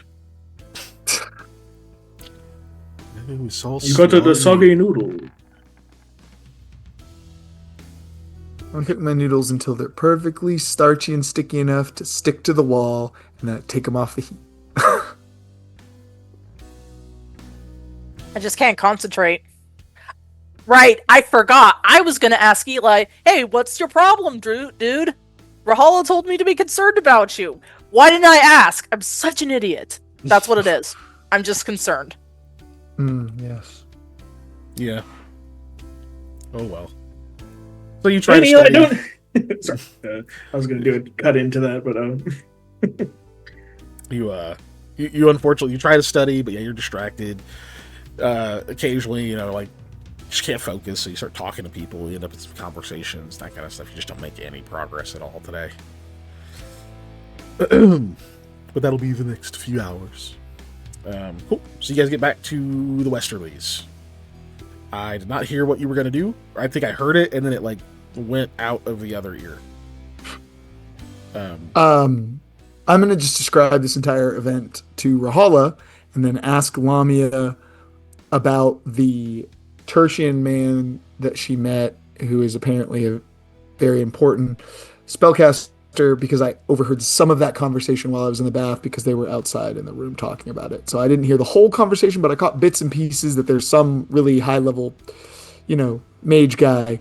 And I was like, I can ask him about this. Yeah, because Rahal was being loud about it, because she was because she went, oh my gosh, really? Or whatever, however she did it. Was very excited. And then I was like, do you want to meet him? Oh, no. Yeah. Okay. Guess you get back. We'll say you're halfway through telling Rahala when Lamia, you kind of realize the studying's not going to go anywhere tonight.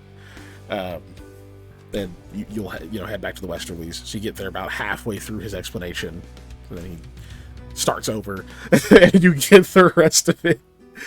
With probably Sam chiming in occasionally, but at some point they'll finish talking and you'll actually get the whole story. Well, that's weird. I don't know what that means. It means that Sam was right, that he experienced an incredibly high level, ridiculously unheard of surge of magical power that was strong enough to literally stop the rain and everything else, but for some reason not Sam. And that the residue of this magical effect, this aura, was so strong that it lingered for a long time after the spell had ceased. So much so that when we stood near its epicenter with the casting point, we were able to feel that surge of raw magical power.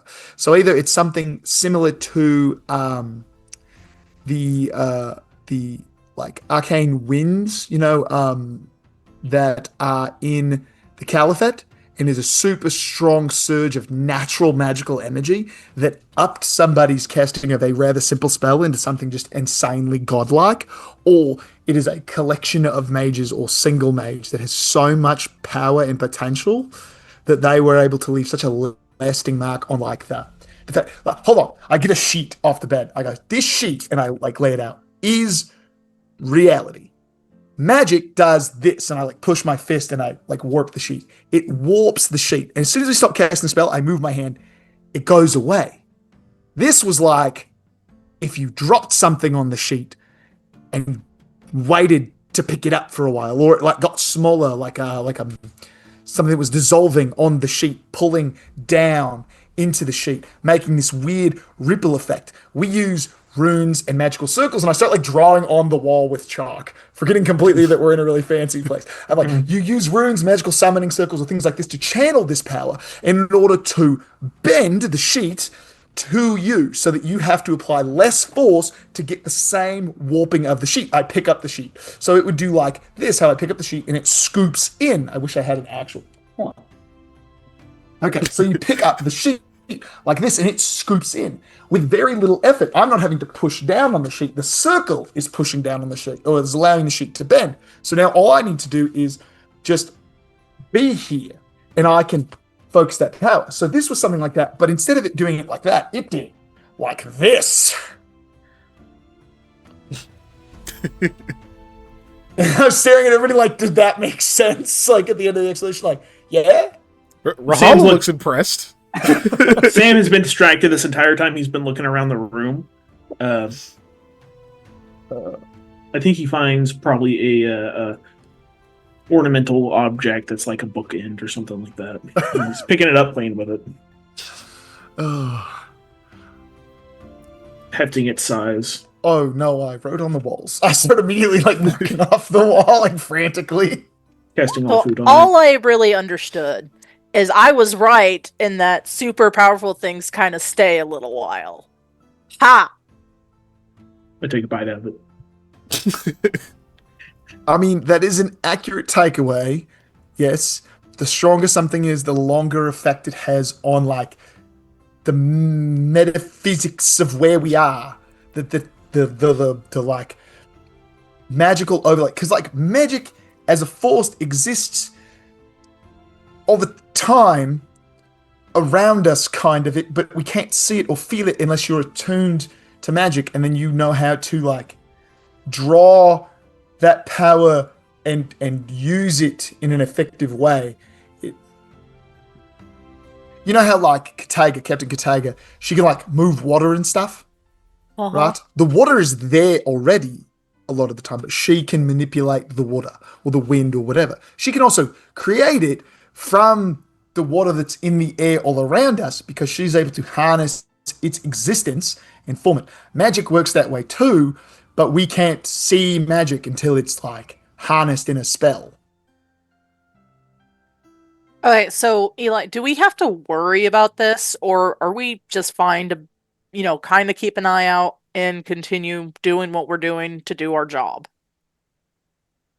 Okay, you didn't understand my explanation. Okay, so I do this. It does this. I'm probably one of the strongest spellcasters you've ever met, not to toot my own horn. This is magnitudes of ability greater than me.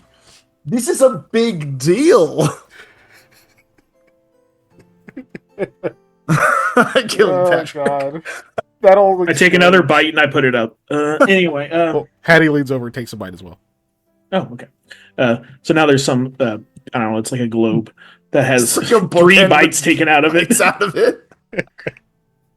I'm assuming once the spell wears off, it goes back to being normal. Nope, it does not go back to normal. It is an instantaneous duration. It's food forever. That's Oh, no. funny. Now it's So- just like the show is a cake. Yeah, it's like someone's gonna come in and grab it and just be like, "Oh my god!" Like, okay. Anyway, you also hear Rahala cast detect magic while you're kind of going on your tirade. Yeah. And then in that like space of quiet, she'll say, "You're breathing out magic right now. So is Sam." Yeah, that's what I was talking about. To it. We were like juiced up by the area. There was I was standing in it, and I could feel it like suffusing into me. Oh, and you just stood in it. Just kept letting that happen.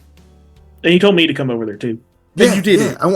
I wanted to see. I mean, he seemed legit. Since he's like I rolled a natural 20. Since he's like a divine caster, and he draws his power from a different source than I did, I wanted to see if it affected us both universally, and it did. It's the first time. You sure did. I'm so glad neither of you exploded. Yeah. Yet. Hattie, can you? Keyword yet. Listen, I am many things. Just Risk wrinkles averse and is not something I would ever use to describe myself, all right? Does it smell like bookend? I'm sorry. Yeah, it does. And fingers. Oh. I had some avocado earlier.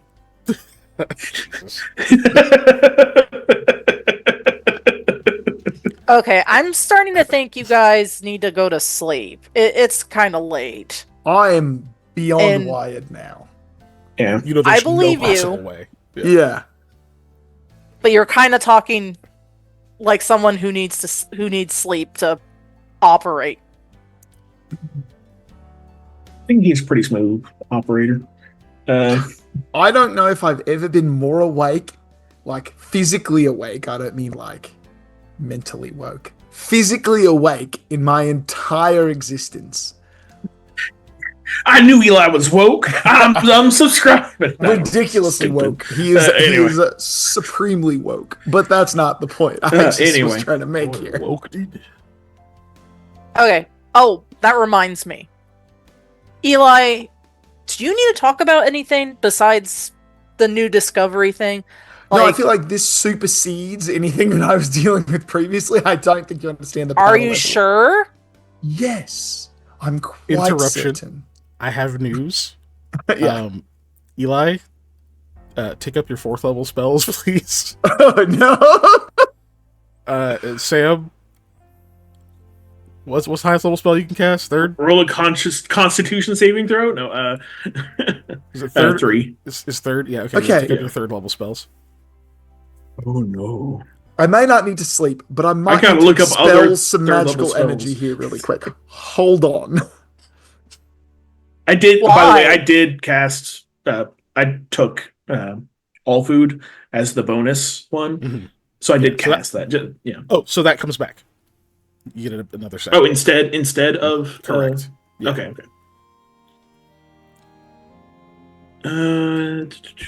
For some reason, I thought you were covered that. So No, I didn't. yeah, It's just under. I just misread it.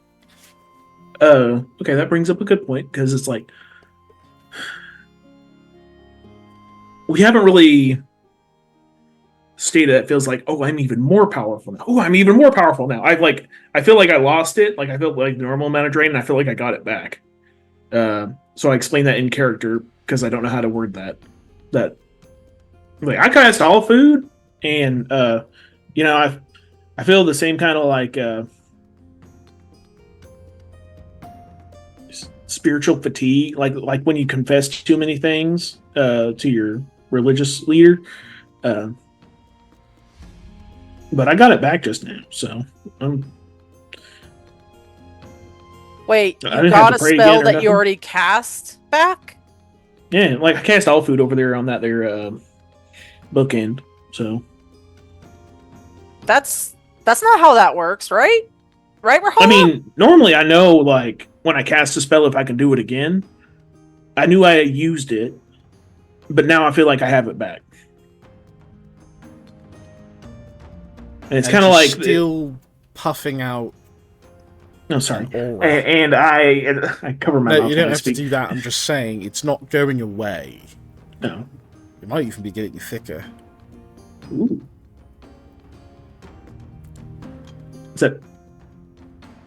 That's good, right? Eli seemed No. excited, but terrified as well. Eli, how are you feeling? Did he actually leave somewhere? No, okay. What? No, I'm right here. Pretty amped. I'm I wasn't looking at this. no, you're Zoom right. call, I'm so- looking through my spells trying to find something that I feel is quote unquote safe to cast right now. now that if like amped or weird will not have super negative effects. So I'm just digging through my stuff. I don't want to accidentally end up in the shadow plane because What? I was Why looking at a bunch of not? things and I was like, there's a lot of ways I think this could go wrong and me just get warped right out of reality for a minute here. Yeah. Speaking of that, so Sam, that bookend that you and Hattie ate off of, it looks like it's whole again. Like the bites you took are no longer there. Hang on a second, I snatch it. I try to bite it. Yeah, you take a bite out of it. No, it's still all food. It's still all food. I'm just casting silent image, and I'm just making a like copy of myself talking. No, do the death claw. Oh, it's too big. I'm not doing that one specifically. I'm just doing regular silent image. You do. It is. You make a silent image of yourself that it looks like it's talking, but they're not producing any sound. Yeah. That is a really nice illusion. Yeah.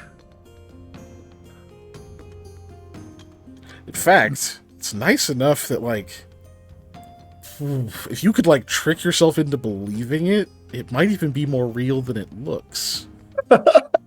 Real to me. Look at it. Do you guys think I need a haircut? I'm not looking at the illusion.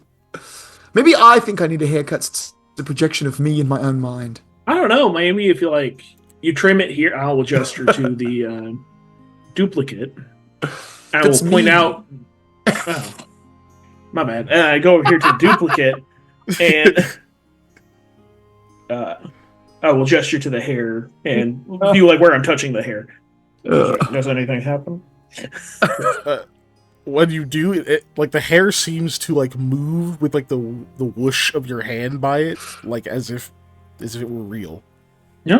You don't feel anything because you That's know it's an illusion, but it seems to react in a way that like sustains its believability. Did it always? Eli can do that, but he has to consciously make it happen. I had the funniest thought though of there's two of me saying, "How do I know which one's the real Eli?" One of us can't talk, and the other one just like goes to say something, but no sound comes out. It's like, I don't know, I can't decide. I'm gonna keep that one. I like that one more. It's just like, I think we should keep the silent one. Lamia starts to back up to basically be in the corner of the room, just staring. oh. Kind of actually not staring, glaring. Anyways, I snap my fingers and dismiss the illusion. And then So- Mommy's over there being sulky because she don't have magic. Yeah, point and laugh. No, I mean, technically I do have magic. It's just on my armor. Oof. the me too. uh, I'm not going to get into the fact that that's not the same thing as having magic. That's owning Yeah. someone else's magic, but whatever. You know, we don't need to talk about the fight of the oppressed. No, I'm kidding. I would not have that particular opinion, nor do I have it in real life. Just Yeah. being a dick. all right. Well, strange. Sam, the bite you took, you're watching it regenerate. Seems to come Nope. back. You bite it again? Or Yes. are you just commanding it to stop? Which, bite it again, it's still all food. I guess I think I have another never-ending piece of all food now. I wonder if I eat all of it, will it reform in my stomach? Do you want Don't that? do that. Oh Oh no, you don't think the parts we ate are going to reform, do you? Oh. You know, now That's she gonna says be that you do interesting feel a to little poop more out. full than when you first took a bite of this. Guys, I knew the DM would get revenge on me for passing off food on everything throughout this campaign. I just didn't think it would be this way. I'll show you. to eat Definitely all feel food. more full than you were. Oh man! I took 4 bites. Yep. That's a lot of bookend. As long as each one of those bites doesn't reform into its own bookend, I think you're okay. That would be real bad. Tall bookends. Mm, Boy, we're gonna get you Rahala, some laxatives. do you have any idea what this, I guess, weird mist might kind of be? Like, is there any legends or any stories of, I guess, casters being able to breathe magic air and feeling more powerful and continuing Yes, spells? there are. They're not even really legends. It's just a thing that happens, but not here. It's in the Caliphate. There's this phenomenon called Rahatha's breath. It's this wind that seems to sweep through the area, and it does fantastic things. Like it can change whole climates of areas, or just the weather, or even just the season seems to shift in certain places. But I don't think those were, fantastic's the word to use for that. Sorry. I don't mean it in like a, if something great happened, I mean it's fantastical. You know, it's extraordinary in the sense that it is beyond the ordinary. Oh, okay. It's and That's amongst magic oh, go ahead. users, especially those quite attuned to magic, it can have these sorts of effects where it empowers your spells, it fuels them even, and it can sort of drive you to feel like you need to use it. It's sort of supposed to manifest a little bit like what I'm seeing. So that's what I was saying too, is that the like aura of magic that visibly and I don't know, textually emanated from that area felt somewhat similar to the descriptions of Rahatha's breath or like the magic winds or whatever the different names people have for it are. I've never witnessed that effect in person, but I've read text on What it. have I?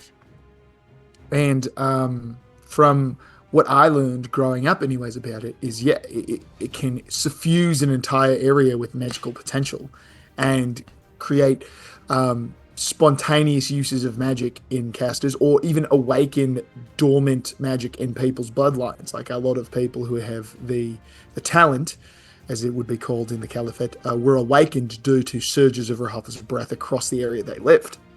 True. And I don't know, it's just weird to see something like that here. It's really supposed to be quite isolated to the Alsani region. And Right, which is all the way like across the world from here almost. yes. I mean, it's a wind, and there is supposed to be a second moon eventually, so I guess maybe the tides might affect that kind of thing. I honestly don't know. well, the second First of all, moon's quit not stealing my here. lines. Uh, That other moon's not here yet, though, so it can't be affecting the tides. And know that this wind has never been anywhere else, at least not in the known world. Like that would be, and also, why would it be isolated to a specific spot in this city, just one place? Yeah, exactly. It felt like it emanated from the casting area of this spell, potentially. Or that if somebody cast the spell, this kind of surge effect was linked to it somehow, where it is what maybe caused that or the override of that, and it emanated from that person or that place. I don't know. It's just a lot. It's not supposed to be here, but also supposedly emanating from this spot, like someone caused it. You're not supposed to be able to harness this stuff. Many efforts have been taken, right? But it did get made illegal in the Caliphate itself because it's so dangerous to try that it's not even the subject of study at the moment. They're not ready. It's supposed to be the realm of the what's the word? The Yadakia, the small gods. Over in the Caliphate, it's like a word for these like maybe nascents, maybe a step below, but supposedly it was their power, at least what made them strong, was the ability to harness this wind or to produce it, and they can't leave there. At least there's been no, I've never heard of any cases of it happening. As far as I know, Well, they're I not mean, even there anymore. Yeah, no. Didn't you say that you met with a mage from the Caliphate who was like a pretty high level important guy that Rahola recognized? Um, may I mean I don't high level. What? Maybe. He seemed very sure of himself, Rahola, you and said he was like a professor though, right? That's high level, right? Yes. You're talking about Professor. Excuse me. You're talking about Professor Saladin. Okay, yeah, yeah. No, I overheard a bit of that conversation. Sorry to cut you off, but I overheard a bit of that conversation. I wondered if maybe he would know something. If he's a professor, Probably.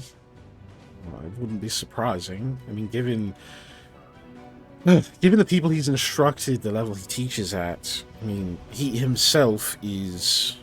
Oh shit! I forgot the ranks. Hold on, I gotta find that. He's not Arcanist. He's the step above that. Let me see if the Obsidian portal will load. It wouldn't load from over while you're doing that, I'm gonna vamp with just a little bit of RP while she's thinking. Go for it. Okay, so yeah, no, about the Yadakir, I was gonna say. So my former master, part of his studies, I believe, was investigating the process to transform oneself into a Yadakir, which is like heresy or something and is not supposed to be possible, which is one of the reasons why he's in Gurga. He was attempting to amass more potential power. If someone could have done something like that, or if one of these Yadakir who have not been seen for a long time, like you said, they're supposed to be gone off the Caliphate entirely, surfaced here in response to something, it could do something like this. That, or we could be just dealing with a nascent. Oof. They seem to be congregating, don't they? I mean we are in a place where supposedly one of them makes the statues that they tend to chill in. Yeah.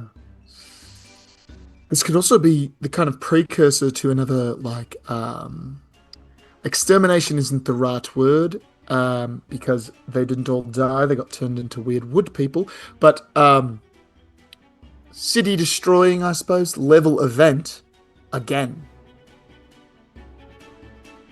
And that's terrifying on its own. Yeah. Certainly is.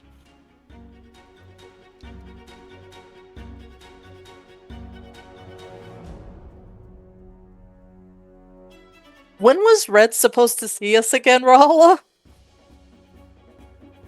Just to pile on the So- miseries that we kind of have right now. She Alright. said she would wait a bit. Oh, that's nice of her.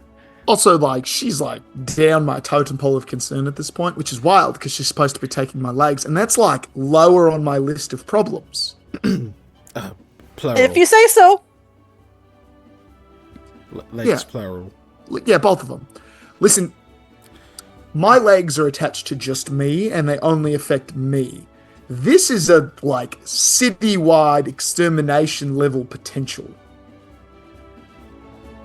I don't know how many people live here. I'm not up on my civics lately, or my censuses. However, the plural of census is probably just census. But there's a lot more than one person living in this city. I guess I'll put it that way. I understand. Oh shit, maybe he is Arcanist. It's Arcanist the Master. This shit is being slow as fuck. Good lord. I'm glad I didn't need to look up a bunch of stuff this session. I'm just trying to pull up the wizard page, and it's just like, no, not today, brother. Not today, brother. Which Wi-Fi are you on? The usual one, Ethernet. Well, because I'm not I've on Wi-Fi, noticed. I'm on Ethernet. Oh, okay, that's weird. Because I noticed one of the Wi-Fi's today has been acting up. So I thought maybe that. I've noticed the past several days the internet has been getting really fucking wonky up here. Did you guys have a big issue yesterday? I want to say it was yesterday. Like a whole bunch of sites crashed, and there was a whole bunch of problems with stuff. Throughout Not the at day home, today? really. We had a But I wasn't tiny home. blackout Hmm. for like Okay. 2 seconds. Okay, so that's right. Okay, so she would say the professor is a high arcanist. He's on the cusp of being called a master of the arcane, which one may think that many professors and teachers are masters, but it's different being a master of one's craft and being a master of magic. It's likely he can cast readily and with little to no chance of failure up to 6th circle spells, which is nothing to be scoffed at, as you know. It's amazingly impressive for one person to be able to cast those themselves with no kind of preparation or ritual needed, Yes. or additional power sources. Does mean he has to be very careful. But I suppose to answer your question, he would be a good person to talk to about it, though it's just I don't know what it would mean. Certainly he'd have his own say about what to do with the information. It's not a bad idea. I really can't go with you, though. Right, the whole being a runaway thing. Right. How much did you hear? I wasn't being that loud. Oh no, that's Are you just a dead thing eavesdropper? that's this thing I remember about you. Hmm. I happen to remember things about my friends. And like important things like you can't return home at the moment, and the entire reason you're still with us and employed in my company is that you're a runaway. That is true, and this does happen to be the furthest I've been able to get from Gerga.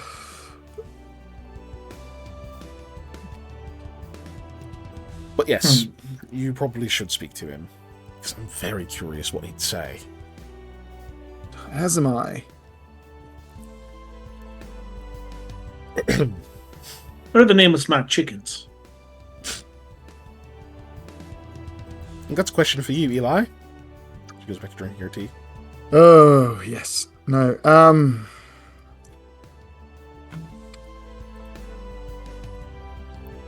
Feel like one was Bobo. No, the Colonel is the only one I remember. I'm trying to think. All I know there's right. other ones. The Colonel is the only one I can remember. Yeah, there's one. That's good, Colonel. Oh, and also, no. Wasn't Colonel dead? No, there's 2 that I have on this list that are dead. It's not those Okay. 2. Okay. The ones that I have written down are Cooper, Margaret, rest in peace, Popeye, the Colonel, and Okay. Boop. And I'll give you, what'd you say, a Bobo? I did say Bobo. I'll give you Bobo for Boop. Okay, Okay. it's close enough. Thank you. Yeah, the only one I can remember is the Colonel because I remember when you said it, I went, and the Colonel. And the Colonel. Yeah. Oh, Well, frick. I'm not going to see that that gentleman until the morning when Kasnir will come back and we'll Go ahead be and going. tick up your next level of spells, please. Yeah, okay.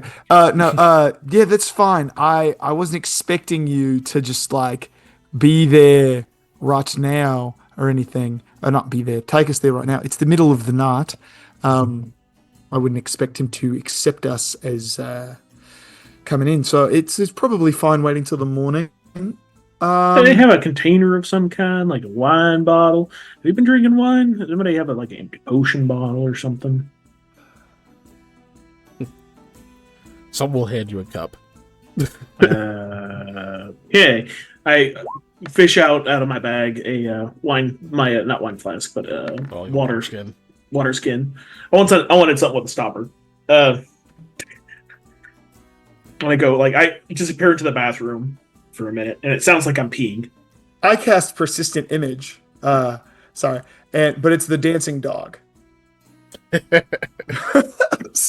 I'm in the bathroom peeing. We get to see the dancing dog act as I cast persistent image. While Sam is gone. Yeah. Lamia, you get to finally see the dancing I dog. do. I'm like, Lamia's like, no, this doesn't count. You cast a spell. It's I a don't precursor to believe TV. it. Well, I do believe it because it's right here, but You I can don't hear his believe little claws it. clacking on the wood. Yeah. What's going on? You shouldn't believe it in the sense that I'm telling you right now it's an illusion, but you should 100% believe that we all Is saw something this happening? Damn, you Hurry can't. up and empty. You hear like the stream increase in pressure. Yeah, Lamia's like, Sam, just pee quietly. Oh my gosh. Look, I'm not peeing, but yeah, I'm not peeing. yeah. It even smells like a dog. Anyways, Yeah, I'll come back in with the water skin in my mouth and I'm breathing into it to inflate it. Okay. Yeah. Try to capture your breath. Yeah, and then I'm gonna be like, I just want to see if this. Oh, the dog.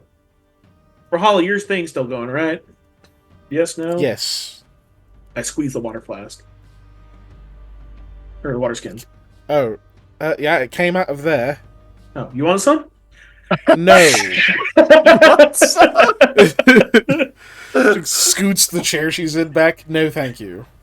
Can you get a contact wind or whatever Like contact hot breath? box magic. Yeah. I gestured to Hattie. Okay, just a little. Okay, so It tastes like Yeah. a breath.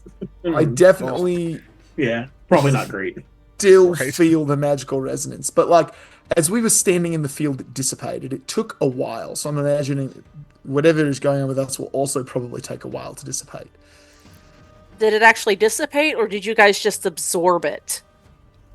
I'm pretty sure it dissipated, but I mean, we could have. That's possible. But then we just need to let it off as we go.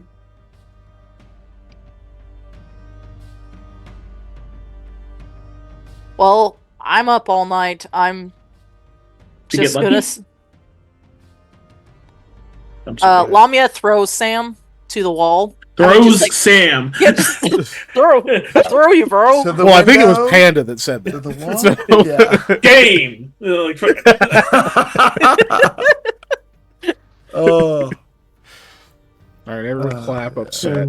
While you have to do your victory pose. yeah. I make the shadowy haven so you can throw them into the shadowy haven, so we get the effect of like when you get off mapped on Smash. Oh. But yes, that was Panda, not Sam. But Okay, that was Panda. Then it's fine. I'm also going to cast a dark vision on myself because I'm just trying to blow off some magic real quick. You know, it's really funny. Okay. You keep recovering, so I don't think you really blow these spells. Yeah, unfortunately, he keeps recovering. I do. Like, let this one off too. Yep. Yeah, dark vision sticks. But go ahead and I don't think you have any higher level spells. I think you're I think you already just recovered a 5th, right? Yeah, 5th, and I threw that. I shot it off, but I also managed to recover it. Yeah, how unfortunate. Okay, so add another one to your. Yeah, so add another one to your 3rd level spells. Okay. So you have 2 bonuses in there now. Okay, so I have an idea. It's not a great idea, but I mean, if you guys are concerned about your energy, what if, Eli, we beat you up quite a bit and Sam just heals you continuously? I don't know what we can do for you for that, but I think that would help Sam. Yeah, Rahala and Hattie are both just giving you a look like, what the fuck? Zero benefit to me. Ow. There you go, buddy. Yeah. Still hurt. Okay, so here's the Well, I know other what thing, I can Eli. do. Sorry. Go ahead. Eli, you have to pee. You have to pee so fucking bad. Like, you've never had to pee this bad, and it hits you out of nowhere. Also, Sam, you regain another 3rd level spell. Be right back. I'm gonna go piss excellence. Woo! Run to the bathroom. So Eli runs off to go pee. Don't take a bath after it. Not in the list. I have to type it down. Sorry, I found a spell that I want to cast. Okay. Look, man, I don't usually get to play with 3rd level spells. Right? Sorry. In response to don't take a bath after it, I cast a persistent image to argue with you while I'm peeing. Okay, so you're just This going is to hear a so cacophony of loud arguments from I mean- outside. Yeah, I'm just peeing. And I mean, I scripted it. So in my head, it's like, I'm not going to take a bath in the same water I pee in. What do you think I am, a Neanderthal? And also, I'm not going to take a bath right now. I'm really wired. Baths are not for being wired. So it's like clearly not actually responding to what you're saying. It's just Yeah. going. Yeah, it's a script. It's a script. It's just going to Yeah. keep saying. You can say anything. It's a script. So after you argue with it for a while, Wabi eventually Rahul will be like, "Sweetheart, it's an illusion. He just wanted to get in what he wanted to say. I keep forgetting it's hard for you to tell. I'm sorry." It's okay. Thank you, Rahala. He's still yammering about the bath. Does that mean Yeah, I it's can good. I can just throw it against the wall and it's fine? It's But totally it's cool. Still an illusion, so your hands will go through it. Will it? It will. You'll feel it, but yeah, your hands will go through. And another thing, whoever put the tile in this bathroom has absolutely no sense of style. I know this is a very fancy place, but what is this pattern? Yeah, I'm well- saying we that's can part do- of the script. She like grabs a sheet and is like very gently, very carefully draping it over the illusion so as to like not disrupt its like vague surface tension. Eventually you just have a sheet draped illusion. Ghost Man. Eli. If we can get him into the bathroom, then done that would rock. be a repeat of the ghost in the bathroom thing Oh that my you God. and Eli had to go through, right, Sam? Yeah. You hear from underneath the sheet. And one of the reasons I don't like the tile in here is it definitely reminds me of that weird eyeball I saw all those times ago. The toilet ghost was not okay. Okay. How can we Sorry, get Gonna him to... be really tough. It's gonna leave it like gradually. I'm willing to do it. Come on, Rahala.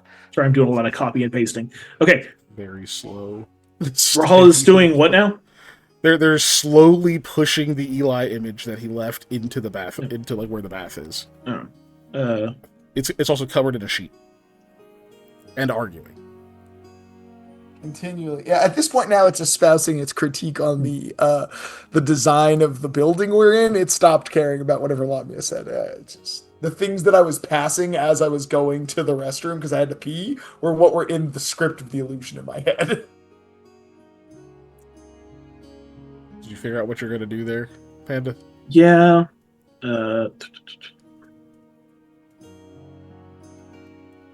Lamia, or not Lamia. Rahul, you want to cast a spell for free? I'm sort of busy. What do you mean? I don't want any of your breath. I'm like reaching a hand out to touch her. She just gives you a look and like kind of leans slightly away, but not like far enough that you can't like get like to her arm or whatever. Channel the gift. Ah, save it. Damn. This was useless. Channel your magical power to fuel the target's Oh. spellcasting. Oops. I copy pasted that one off a little bit. The next spell the target casts of 3rd level or lower does not expend a spell slot. In effect, you are using your spell slot to power the target spell. Must start casting the spell before your next turn, and the spell cannot have a casting time longer than 1 full round. Your alignment, prohibited wizard school, yada yada. Do not affect the target, nor do you suffer backlash from from the target's choice of spell. Start yourself. You may spontaneously cast any prepared spell of 3rd level or lower. Oh, nice. You should spontaneously cast. if you can't. Okay. So she gets like you see like her hair kind of do the like flare up thing for a second. Oh, well, that's interesting. Yeah. Then all of a sudden you see a harp appear on your bed. Okay, did it? Ooh, I go look at the harp. Pick it up. Feels like a harp. Clink, clink, clink. I've done that before with the masterwork harp. I think it was what it was. Or what It was was it? pan flute. Yeah, it was Pan a flute. doot. Yeah. Yeah. Yeah, I'm doing the same notes, but with the harp now. She dismisses it. No. Still slowly pushing the statue. Hey, Eli. Mm-hmm. Okay, so you get to the outhouse, right? You really have to pee.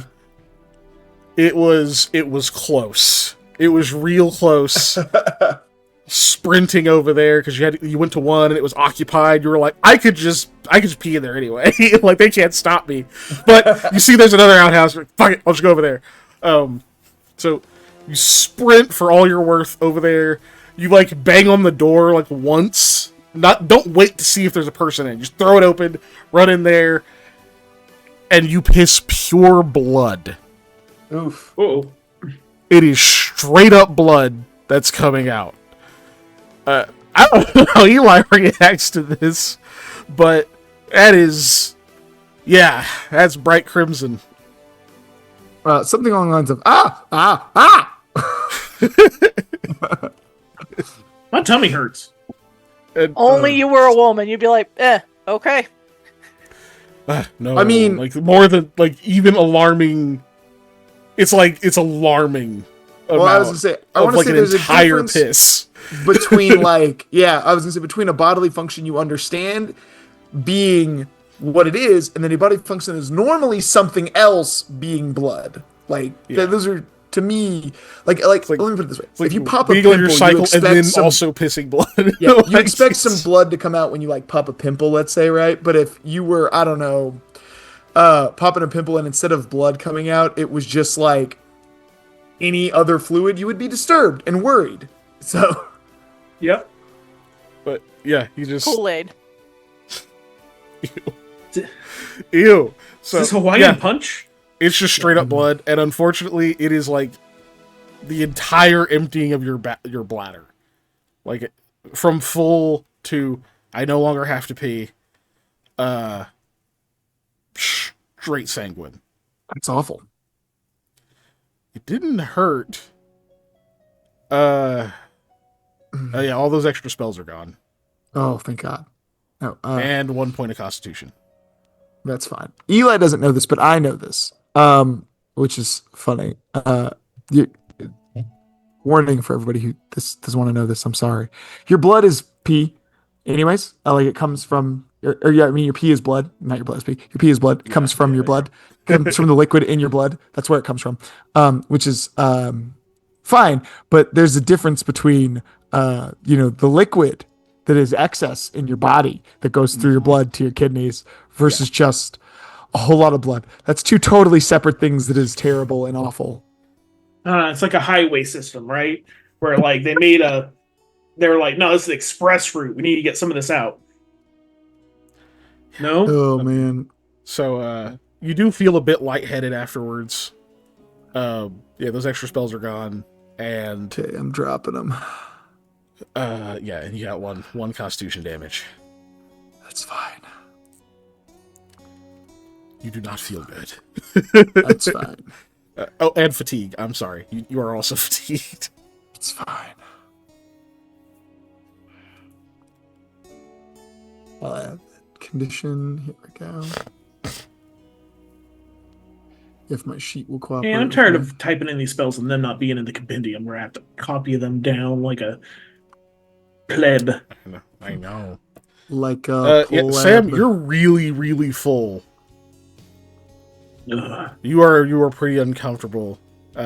Unfortunately, you are sickened at the moment because you definitely overate and then kept eating, is what it felt like.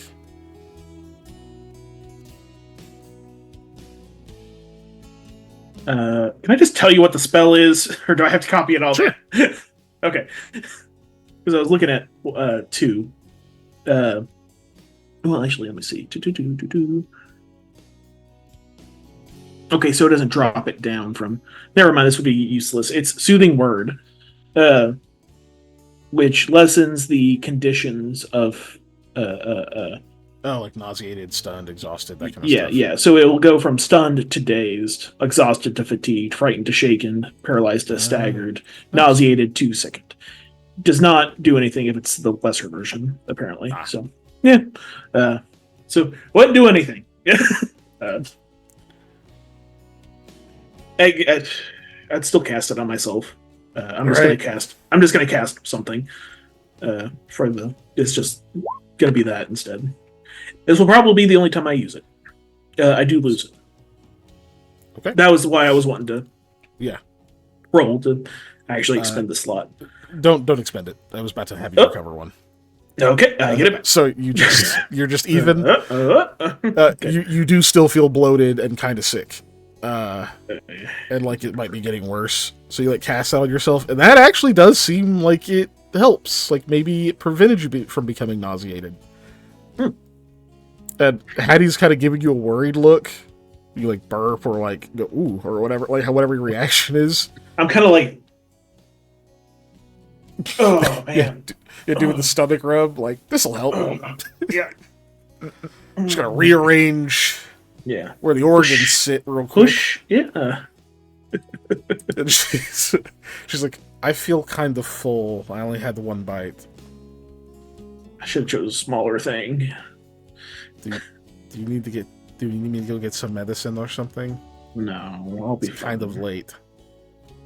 I think I'll be I fine. can go get it if you guys need some medicine. Go to Dr. Pepto and see if he has any of his Bismol extract. Who's Dr. Pepto? Also, I think you'll just get lost.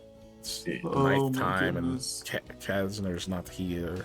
We don't know where the doctor is. I mean, that's true. I will get lost, but it's better than you guys getting lost. Yeah, get lost. No, Don't know if that's true. What if we can't find you all day tomorrow? And then you're late for your own ceremony. Then it would happen the next day, I guess. It's not acceptable. Also, he said it's fine. Plus, what doctor is doing stuff at, like, whatever time it is? It's late. We should go to sleep. well, somebody who charges a premium, probably. I was gonna say they might not be doing anything, but if you knock loudly enough on their door and either threaten or coerce them with enough money, they'll give you whatever. Eli, you can get back whatever you'd like to, now that you feel kind of awful. All right. Yeah, I'm gonna walk with you. It's bedtime now. I don't want to talk about it. You all right? What? You were so hyped, like literally minutes ago. It's I know all you don't gone. I'm done. I'm done ski. I'm going to sleep. I just like go to the bed and lay down. Okay. Mm. Good night, Eli. Ugh. What do you mean it's done? Wake up! No. He like walks up to the bed and just goes God. face down into the just boof. Fucking, you know what it made me think of? A fucking scene from Big Daddy. Oh, yeah. Where the kid is like eating all his candy and he's like screaming and running around and shit, and then he just stops all of a sudden. And he's like, what happened? You all hopped out, and then he just pukes all over the floor. He hasn't done that.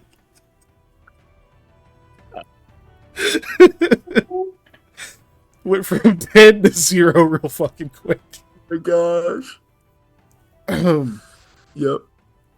Dude, okay, like I definitely had a moment like that as a kid, many, I'm sure.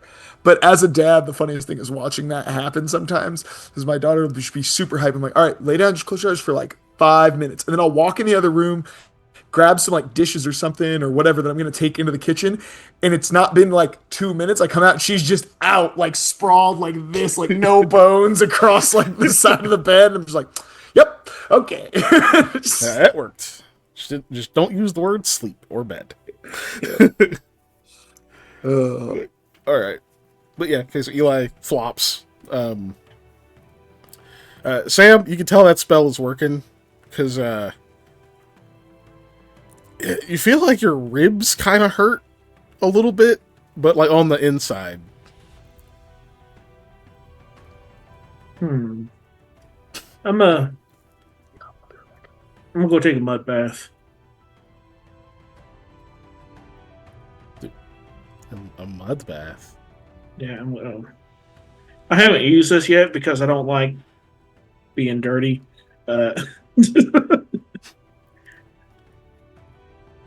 He's gonna go outside. Like, yeah, Yeah, Lamia was genuinely like, "Are you just gonna go outside?" I found another spell I want to cast. This is basically what happened. Yeah. Soothing mud this time. Yes, it is soothing mud. Hattie, do you want me to go with him, or you're his no, girlfriend? it's okay. I'll go.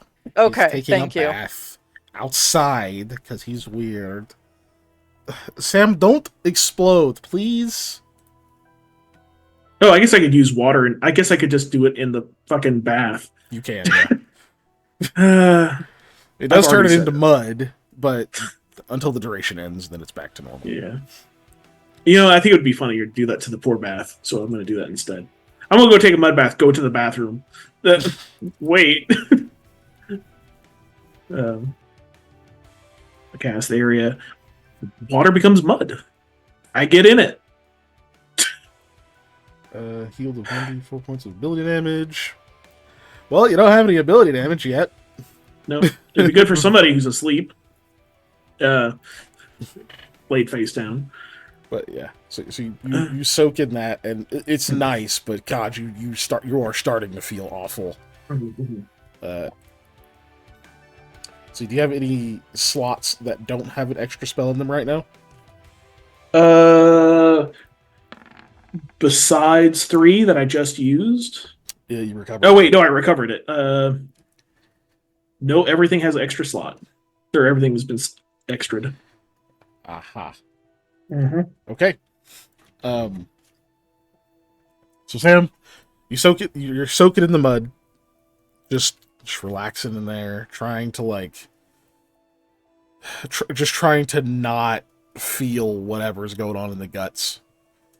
And all of a sudden, the lighting around you changes, and the sound. Like, you could hear the rain hitting the roof before. Yeah, you're being rained on. You are outside. You're certain you're outside. I got in there naked. When you open your eyes, you're pretty sure you're in the Guardian Grove somewhere. You don't know where, but you see big ass trees all over the place, and you're in some body of water, some little pond or something. Uh-huh. You saw the mud. Hello? But as you open your eyes and whatnot, you definitely feel very sluggish. You kind of call that hello out, and you can even feel like your voice feels a bit weaker. You also take 1 constitution damage, which you immediately recover. And you've been soaking in the fucking mud this whole time. So you're just like, oh, okay. So you kind of sink back down into it a little bit, and then, okay, you feel a little bit better. Your head clears some. You are fatigued. I don't think it heals that. No. That would have been the other thing. You can feel all that excess energy and stuff sort of be sort of stripped off of you. It just sort of melts away. So all those extra spells go away. And you are fatigued. And you're in the woods.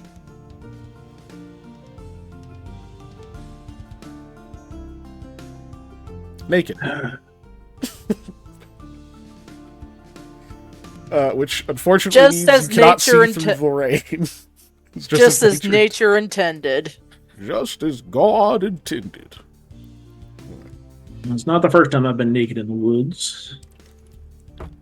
Yeah, sadly, you don't have your supervision because you're not. You don't have your super eyes. Yeah. Since supervision is a word that means something else. Because you're not No, I don't have that either. She's Right. probably in the bathtub wondering where I disappeared to. Yep. Oh man. I was gonna get to will. that, but yeah, you unfortunately can't see through the rain right now. Is what I was Yeah. going to say. Do you want my immediate actions on how I Yes. solved this? Okay, cool. I'm going to use my spell like that I have. Call animal. Yeah. What type of animal? Oh, do I? It just says wild. It says nearest. Wild animal. No, that I designate. Type. Okay. You designate. Mhm. I think I saw a lot of deer here. I think I saw some wolves. I think. Oh yeah, you've seen some birds. A lot of. You've seen like pretty much most things you can think of that would be native to a forest in this region. I think I'm gonna go with wolf, even though that's technically a bad decision to make. But I think most of the wolves here are Wow. chill, the lack of a better term. So you do the call. You're kind of waiting. You wait there for several minutes pass. I'll cut back to the rest of it in a second. Yeah. Actually, wait. I'll do that now, and then I'll come back to you because it's going to take some minutes. So keep in mind what else you were going to do. Yep. So to the rest of you, you guys hear from the bathroom, Sam. You hear like some splashing. Oh no! Door slams open, and Hattie, just in like a towel, is like, "I think Sam melted," and she runs back into the bath. And you hear more splashing, and she's like reaching into it, like fishing around. Oh my god, he's gone! I think he turned into water. He like sank into it, and then he was gone. So Lamia is gonna go run downstairs, be like, "Hey, give me your biggest glass, please. Like that I could jar, biggest glass jar." I need a You don't bucket. have giant glass jars to give away. What do you? Glass I need is a rare and expensive. Yeah, that's fair. I need to capture like a lot of mud. You want like a basin, like for bathing? Yeah. Or well, something big and heavy and. Yeah, one of the attendants kind of like runs over and whatnot. All right, what did you make a mess? Do you need us to clean up something? Or like they're kind of trying to figure out what the hell's going on as one of them goes and grabs like a big wash tub. Perfect, I'll take that. And Lamia will run back upstairs. Answering none of their questions. Did you make a mess? Ugh. Well, I don't know. My friend is panicking. That's all I know. Your friend's panicking. Panicking, okay. Well, she hasn't seen the whole Hattie thing. She just heard what Hattie said. Well, He's she melted. threw the door open and yelled that at you and then ran back in. So you definitely saw her. But okay, you grab the wash tub. Eli, that's what you're awakened by, is the shouts of Sam melted and some splashing, and then Lamia elephanting downstairs in her armor. Mm-hmm.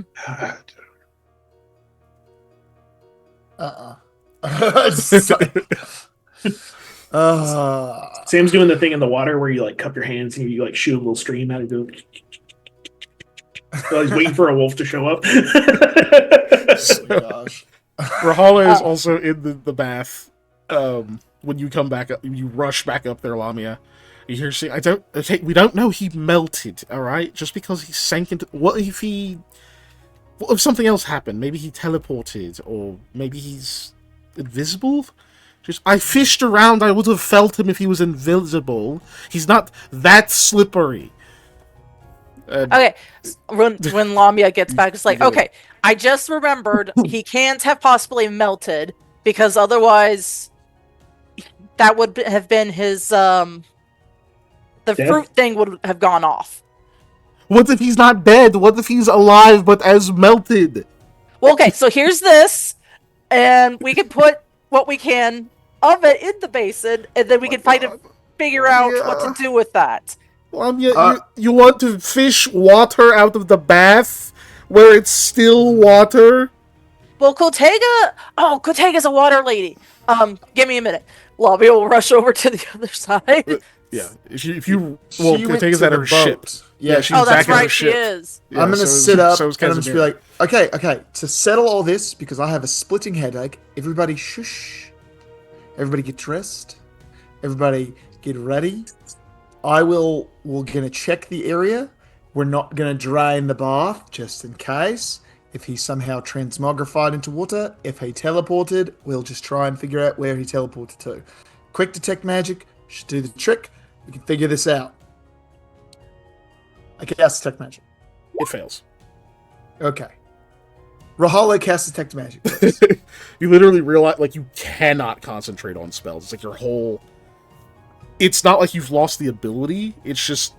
It's like that part of your brain is, like, scrambled right now, and you need sleep to get it back. So it's like a super frustrating experience. Like, it feels like you've forgotten how to speak a language that you know. Yeah. But... So just kind of like you try it, there's like an attempt at the verbal components, and like, what? Rahul, you do it. Then she casts text magic. Just look, this it's just the same magic as there was before. Okay, no additional. So I don't think he's in it, unless that's what the bath does. But we know it's not. It just cleans itself. Yeah, it does. So if it cleans itself, it would be clean. Okay, he's probably somewhere else. Sorry, I'm like I like the idea that the bath doesn't actually clean itself; it just teleports water from the Guardian Grove to here. It teleports the dirty water to the Guardian Grove and gets new water somehow. Right? It's just like, yeah, this is easier than cleaning it somehow. But yeah. Yeah, he probably. Eli, you're the only one that randomly teleports.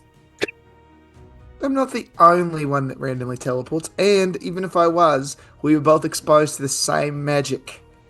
You think it's the magic that's doing this? Well, I don't think Sam did it on his own. It was the thing that has changed, is basically... Oh, you don't have aura breath anymore. Yeah, no, I peed all of that out, I'm pretty sure. What? Gross. Yeah, it was violently uncomfortable, but that's why I went pee, and then I didn't have it anymore, and I felt bad, and I wanted to go to sleep. But then I don't know, Sam transported himself somewhere else, or somehow got transported somewhere else. So now we have to figure that out. If Yeah, Alright, I had who's viscous going with piss. me? Had Hattie's already viscous- dressed, ready to go. going with you, Where? To exactly? look for Sam while you're mean, all I'll- sitting around being calm, even though he might have melted or teleported naked somewhere while you have enemies in the city and there's like some god freezing time and all sorts of stupid stuff is happening. Oh my god, Chuckles, you're so- right. What if Like an Skill axe. sees him? Come on, Hattie. Let's go Nude and try and track him. vulnerable. Go What if he wants to kiss him? Where are Oh, you gonna no. go? You guys, it's a whole city. What are you gonna do? Just walk around and knock on doors and be like, "Hi, did my friend pop up naked in your front room?" Yes, I'm going to ask if they've seen a very handsome, very nice naked man recently. Probably covered in mud. Hopefully not melted. Okay, well, what do we usually? What are you always told to do in the event somebody go or you get separated? You stay put. They're gonna find us. Sam's the only person who knows where anything is. But if Sam is melted, then he's not going to be able to find us. Well, then you guys knocking down doors asking for where he is isn't also going to help if he's melted. Okay, fine. We'll wait. No. I can go look, Hattie. Look, he's right. We don't know where we're going to look. It's just too big of a stupid place. Why did you have to stand in the magic thingy? Because it was an incredibly rare, very odd, What once she in a means is, why did lifetime you make Sam experience. stand in it? Because they needed to see if it was different. Anyways, Okay, I guess I will stand in the middle of every rare, cool thing I see from now on and see how much of a bill that racks up. You probably should. I think that's a good thing. Listen, there are many words that describe me. I already said this once in this conversation. Risk averse is not one of the words that describes She's me. like wagging the axe at you like she forgot it's a sharp-bladed weapon. And I'm not going to be of any assistance until I get some sleep. My brain is completely fried. I can't cast a spell to save my butt. So I have to go to bed one way or the other. I'm not going to be able to find Sam in this state. Okay, then go to bed. And stay there. Butthead. She says it I under can't her cast breath. illusions right now, or I 100% would have made my head look like a butt. Anyways, You can tell she thought that was like sub-audible. It definitely was not. I will choose to not acknowledge it. All right, Sam. 9 wolves come out of the woods. Oh boy! One of them, the one at the in the lead of them, will like kind of stop and sort of like frisk some and whatnot, and they all start kind of circling around where you are. I cast Speak with Animals. Okay. So you do that, and you hear the lead one as if it was the middle of its sentence. Just say, "Don't know. I was supposed to come out here, and there he is." Hi. Sorry for bothering y'all. I'm in good bit of a trouble. I am friends with the holy people here in the center. I've just been magically moved here from my bath. I was wondering if you could help me by pointing out which way civilization is. Is the center that way, or? Oh, you want to go where all the people stink is? Yes, please. I don't mean to be intruding in your territory. One of them says, "Wait, can we eat him?" And there's like a I would prefer long not pause. to. It's like one of those audible pauses where it's like everyone's thinking about it. You say, "I prefer not to." He goes, "He prefers not to." Okay. Yeah, I suppose it would be rude. You're friends of the friends and you're talking. Usually the people who can talk are alright. Wait a minute. Let's see. No, you don't look like one of them. You don't have one of those second faces. Yes, I was teleported without all my clothes. Yeah, okay. Yes, I was actually in the middle of cleaning myself when this happened. Hold on a second. Wait, do you know Buru? I bet you know Buru. Don't think I'm familiar with a Buru. Unless you're... Can you describe them for me? I don't know why I'm using this accent. This is my wolf-speaking accent. That's what I was going to say. I assumed it was. I was going to ask no questions. I was just giggling. This is the voice I have when I'm speaking to animals. This is my nice, polite voice. Can you imagine, by the way, though, if you just put yourself in the shoes of a regular person, wolf thing going about their day, and all of a sudden you just get like a page, basically. You gotta go, hey, Go over here. And that page is just some random naked man standing in the woods. Like, hi, I need you to point me to a city. Right? Can I get directions? Hi, have you seen my mom? I don't know where my mom is. Fucking call animal is like the fucking Walmart intercom.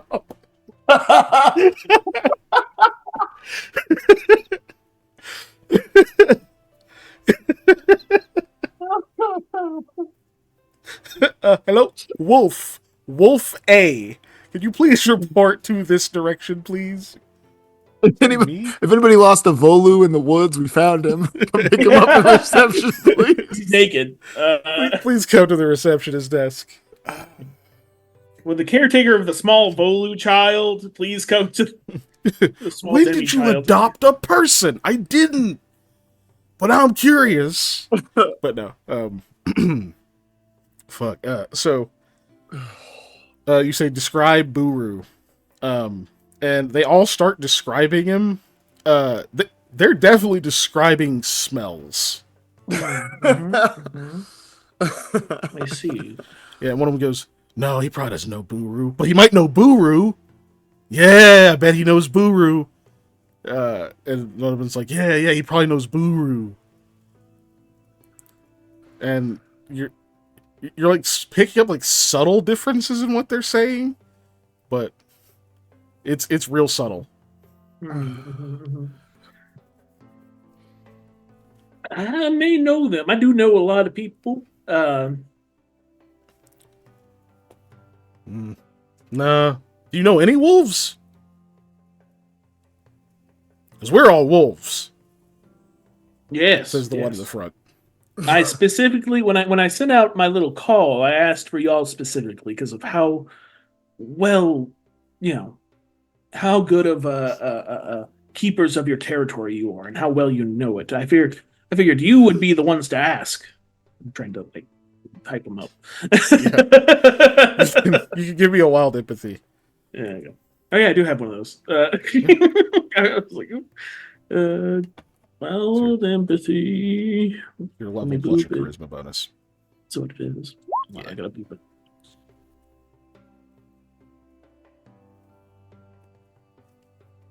So, 10 and Does 10. your favorite animal Oh yeah, it's apply to animals. wild empathy checks? Uh, It'd have to be a specific thing because it's not a favorite skill by itself. enemy. Hold on, survival checks.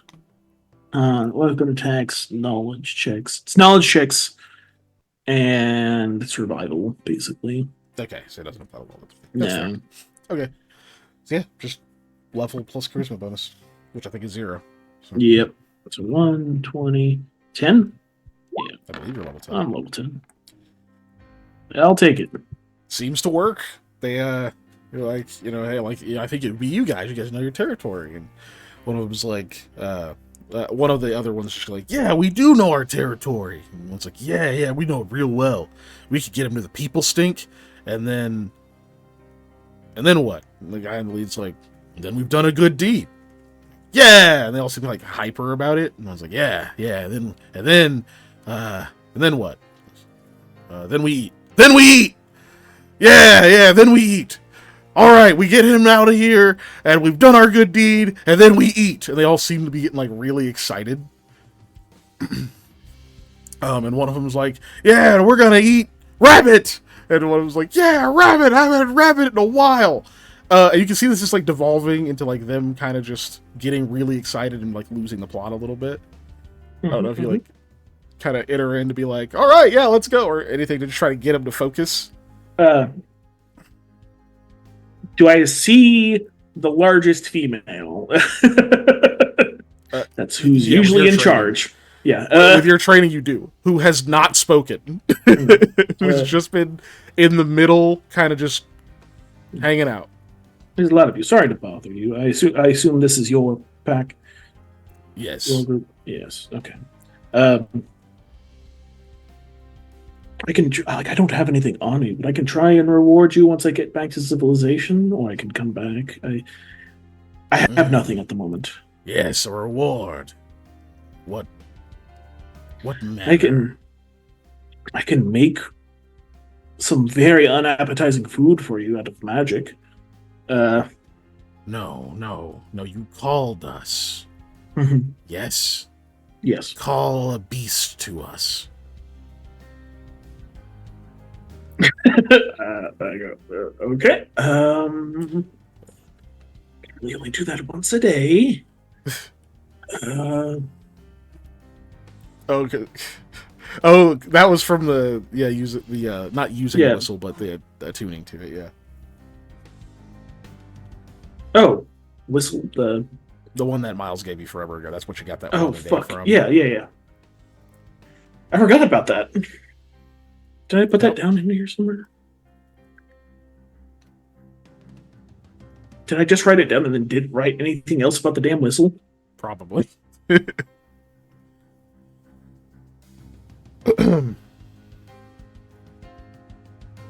don't have that whistle as like a item, do I? No. Fuck, did I write that down? Yeah, that's where that once a day comes from. Let me see.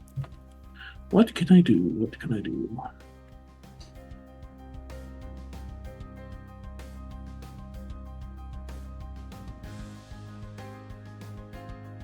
Well, are any of you in any particular state of injury or maybe a little worn out? We have a wounded, yes, nearby. Well, I can.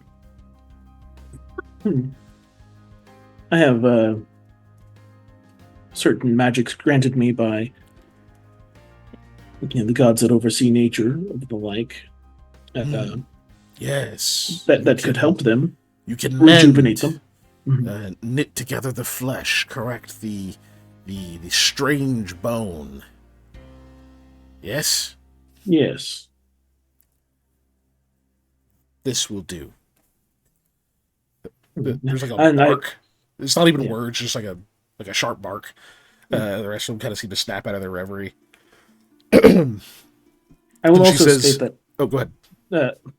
I may lose the ability to communicate with you soon. It's been a moment since I've. It's also a gift given to me, but I did not retain that one.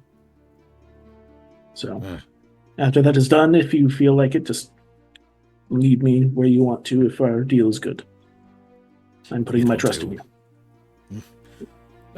This one will heal the wounded. We go. And they kind of like look at you for a second. Some of them kind of like move or like shuffle a little bit, and you can tell they're all just kind of getting ready to run or like stretch and that kind of stuff. And you probably can keep pace with them, assuming they're going through the trees. But if they're running on flat land, they're gonna outpace you. Yeah. Especially look, I'm shoeless. Yeah. But luckily, they do go through the trees. Yeah. So they're moving quick, but they're slowed down by the difficult terrain, which you're not. Mm-hmm. So you guys travel for a little while, and This naked hairless ape is quite fast. Right. Unfortunately, you are also fatigued, so it's not like it's easy travel. You're just like, fuck. That's true. Ooh, God, okay. Like, you seem way more out of shape than you're like in very good shape, but you seem like you have no cardio at all. Because as far as they know, you've just been sitting there in a bath. But either way, eventually you do. It's not too long of a trek. It's a pretty short run, but you do make it to what is clearly like a small little space for them. Probably not their actual den, but a small little space that they clearly have as part of their territory, where you can see there is like an obviously wounded wolf, little she wolf, and a young male who's kind of sitting nearby her.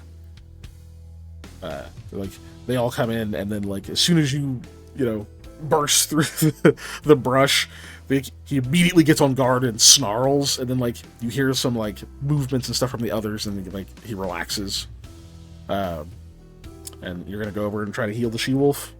First, I would like to check her injuries to see kind of like what the situation is. Yeah. You would do a heal check first. Yep, quick heal check.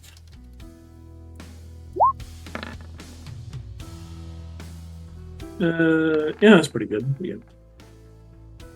Quite good, yes.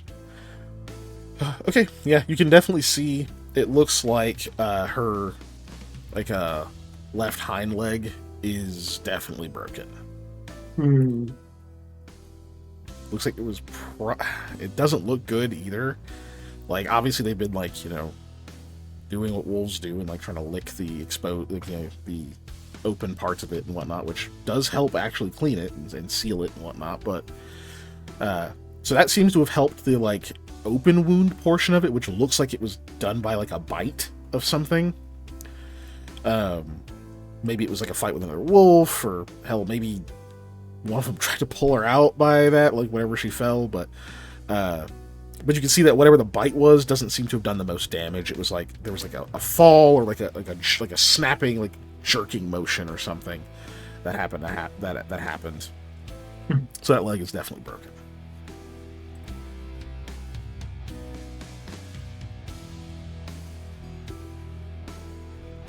And you know enough about animals that you know that like he's not going to get better from that, and they're not going to abandon her. So,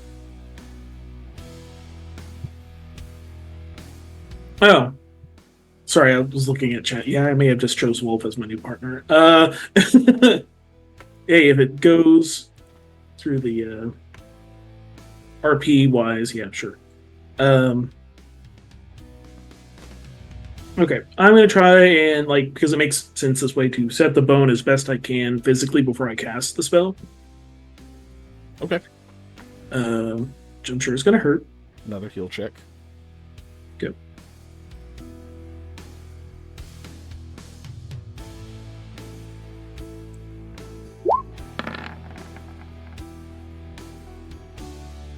Yeah, 19. I do have bonuses to heal. I just didn't bother to adding Put them. in. Okay. Yeah. You don't have any tools right now. You're just Normally requires a healer's kit. Don't take penalty Mhm. for it, so it's But, yeah, this isn't the actual deadly Yeah. wounds. This is just you like preparing. yeah. Okay. So you try I just to wanted to like get properly set, and it does. You manage to set it. Obviously, there's some pain. So there's like a yelp and then like some jostling and whatnot, and you've got like a little bit of speak with animals left, so you kind of hear what's happening and like explaining, hey, like I'm just setting the bone. And, they can relatively see that now it looks more normal than it did a minute ago. So you've got the bone set. Yeah, I'm gonna cast Cure Moderate. Okay, ready for the bad news? Oh, yep. You fail. Oh, Can't concentrate on your spell. chip. Yep. They call animal because it was different. That's why I didn't say anything. But It's fine. just like Eli, it's like you don't know until you tried it, and it's just like it won't come out. It's like that part of your brain is just jumbled, like you can't quite form the focus and thoughts you need to get it to come out. I'm like, I slap myself on the face. I'm like, come on. I cast Cure Light Wounds. I'm gonna keep trying. Yeah. I lose that one too. But yeah. That one fails. Burns as well. Try and get another Cure Moderate. I don't have another one prepared. I did have Soothing Mud again. Oh, that's for ability damage, which a broken bone would cause ability damage. Yeah. Well, Soothing Mud is it's the one that also heals. Oh, it does heal HP. Yeah, HP. It's just not as much. Yeah, I'll try casting Soothing Mud. I'm going to burn all of them that I can. So you find a spot. So you like try this, like nothing happens. Yeah. They're all just kind of looking at you expectantly. Yeah. So Well, that one's like even dirt. So yeah. yeah. So you try the moderate. Nothing happens, right? And you're surprised. They're all just kind of looking at you expectantly. And you can see like they sense. Obviously, they kind of sense the like confusion in that for a moment because it's a surprise to you. So that like obviously raises some tensions. You try the light wounds. Nothing happens. So they're all starting to get kind of agitated. Like, okay, hey, I'm gonna try. I don't know. Take me through the lead up to the casting of the Soothing Mud. Yeah. I just come on, me. What's going on? Why is it not working? What's happening? Have we been tricked?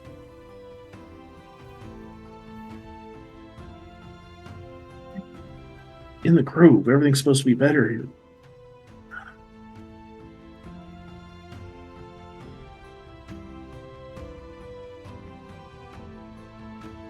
I will be better here. And I have a renewed sense of like it's going to work because either Mr. Guy is gonna make it work or Colin Corral's gonna make it work. By damn it. Okay. So this time you try to cast this. my Go ahead and resolve, yeah. click concentration. Oh, where the fuck is that? Okay.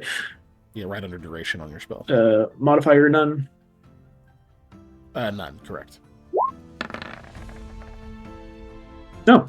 Nice. Is that bad? Is 31 bad? 31 is not bad, no. Why is it green? Does green mean bad? So, Sorry. so you start to focus in on this, and as you begin trying to like call forth like the verbal portion of the spell, like you don't have like a divine focus with you, anything like that. You're just kind of using, this area as effectively as your focus, the earth you're trying to channel into, trying to stand that in for your divine focus here. Hell, you probably can just go and like grab a branch, that kind of looks like the proper branched spear, like pull some of the leaves off and whatnot, tuck those against yourself, and you realize the words aren't coming to you. You just start to chant whatever is just in your being for a bit there, and you can feel that obviously the spark is there, that power is there. It's just like the steps you go through that call it forth, it's just they're not right. So you feel this movement, you feel this jostling of the power in you. Like it's starting, it's not quite right, but you start to hear other voices seem to chime in. At first there's like a bit of this that hum that you felt from this place that seems to fill in the gaps and kind of links, one sound to another, and it gets you part of the way through. And you start to hear other voices completing the words from around you. These soft, almost whispered, these feminine voices around you. These very light voices that come from around, seemingly coming from the trees. You remember the dryads that live here. There are supposedly many of them that hide away, but you heard one of their voices and you kind of recognize that that's who you're hearing, seeming to help you get over these spots in your memory. And then as you go through it, you get through the entire incantation once. It doesn't quite trigger, but you feel that well up of power start, and you start it over, kind of picking up where you left off, and there's another upsurge. It doesn't quite blossom yet, but your third attempt, you get all the way through it, and you can feel it breaks through. You feel this energy swell up and flood out across your extremities, through your fingertips, and then out of you, away from you, no longer in your power, out into the earth where it was meant to be. You watch as it turns soft around the she-wolf. She sinks partially into it, and you reach out and kind of grab the head and make sure head stays up out of the mud. You can hear this this very gradual chanting as it slowly descends. The voices disappear. You can hear the little she-wolf whimpering, and then that big inhale, and that when your dog a dog settles, they get that that big heavy sigh. Yeah, you gotta get that, and then there's a little bit of a waver, kind of a rattle at the end of it. She's obviously been exhausted and maybe whimpering or whining and whatnot before this, and her voice is obviously a little bit taxed. But you can tell she finally settles, and the pain starts to subside. You're holding her head. You can kind of feel the sort of difference in tension. She doesn't twitch at every little motion. She gets very calm, and then eventually you see the eye open, and then as it goes back closed again, she kind of wiggles a little bit, and the eye open again. Mouth starts to work, just kind of flops her head back down. The ears perk up. She turns and is now just looking at you. Who is that? Who is this naked man? A friend. Spell fades. Can't understand their voices anymore. Just looks and yeah, the subtle gestures of communication through body language that animals do. She turns to fully look at you. Now the ears are all the way up, eyes the eyes get a little bit bigger, not in that like I'm gonna fight that kind of way, just that like, oh, she's obviously seeing you, trying to take in the whole image. And then there's like another kind of like shake for a minute, and then she like starts to like turn to like roll over and like crawl her way out of the mud. I'm assuming you let her get up, and yeah, you see she like, gets up and stands up and strides out of it, and like kind of turns and looks at it and wiggles and like kind of stomps her feet, moves and stretches, and then immediately shakes, just flings dirt and mud everywhere. Cover my eyes. The young the young male wolf that was there kind of like hops up and like runs over to her, and you can start seeing them all sort of gather around her, and they're starting to like lick her face, and they're all kind of jostling her and whatnot, and some of them are like going down and like nudging, like very softly, kind of like nosing the leg and whatnot, like they're checking to make sure it's okay. And then she'll like turn around and kind of snap playfully at them, and they all just start playing. And you can tell the leader who did like kind of join in for a minute, kind of circles her way out and comes and like sits over near you, like a very placid face. No teeth showing, which you're pretty sure is a gesture of being like, yeah, you don't scare me because you just did something strong. So it's almost like a, all right, yeah, we're equals, you know. But she sits there. I kind of bump her with my shoulder, and not like hard, but You get kind of a similar nudge back. Not like super excited. Like this is clearly like a bit of an older, not an old wolf, but she's a bit older than the others. So you kind of that nudge, and the others all kind of like jostle for a little bit, and you can tell that there's something kind of going on between them. There's another like shake off, and then they all sort of like come back around, like they're ready to lead you out. While they're doing their shake off and stuff, can I look around the area? Are there any remains of people? Of people? There are no remains of people. No. Okay. You do find some like broken bones and things. Not a ton of them. Like I said, you can tell this isn't like their actual den. This is just probably like a rest spot that they would use to. Yeah. Yeah. I just want to make sure. Yeah. One, make sure they're not hunting people. But two, maybe there would be pants. Yeah. Yes. I'll take what I can get at that point. A skirt, even. Right, because you know you're gonna have to go through town. Yeah. Yep. Well, I'm going to get to the Grove area first, and then, like I'm assuming I'm gonna look. The best way to find myself out of the woods is to find the place that I know, and then leave the woods. Yeah. Just trying to leave through some random area is a good way to get lost in the city while naked. So I think I can evade the guards while naked, but in case I can't. Yeah. So like you sit there for a while, you kind of do the nudge and you kind of wait as they start to form up. Then something a bit surprising happens. The leader, Lady Wolf, speaks again. That was kind of you. Can you?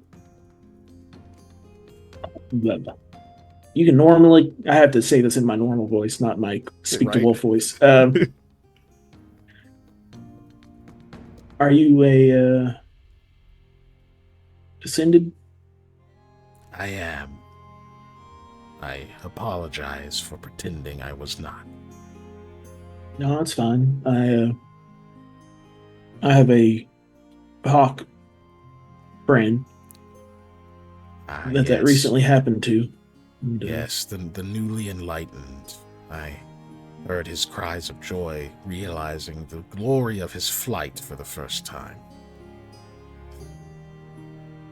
That kind of youth is difficult to reclaim, even when your lifespan is extended. I hope he enjoys it. But yes, I am awakened, as is my mate. I mean, Sorry, I'm trying to get with this. Did you have trouble adjusting with others of your kind at first? Yes, it is. It's difficult. You can't explain it to them. You can try. They will not understand. But it is okay. You know, you remember how they are, what they were, what you were. I still know how to speak with them. I am still of them, though different.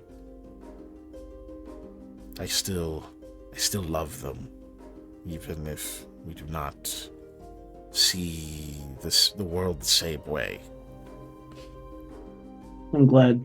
I was worried I was taking that away from them. I have learned that many things worth having are not received without a cost. This innocence perhaps is the cost, but much more can be done with its lost. Much more of it can be protected by those who do not have it.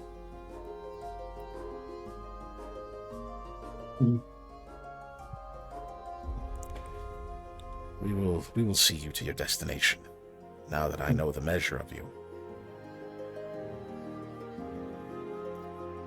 Thank you. I understand. Strange man appears in your woods, especially with the goings on recently.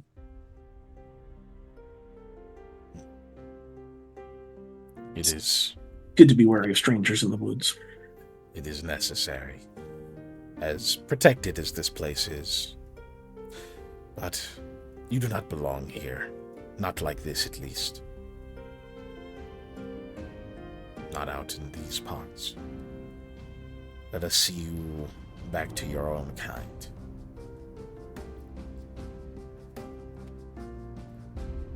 I would appreciate it.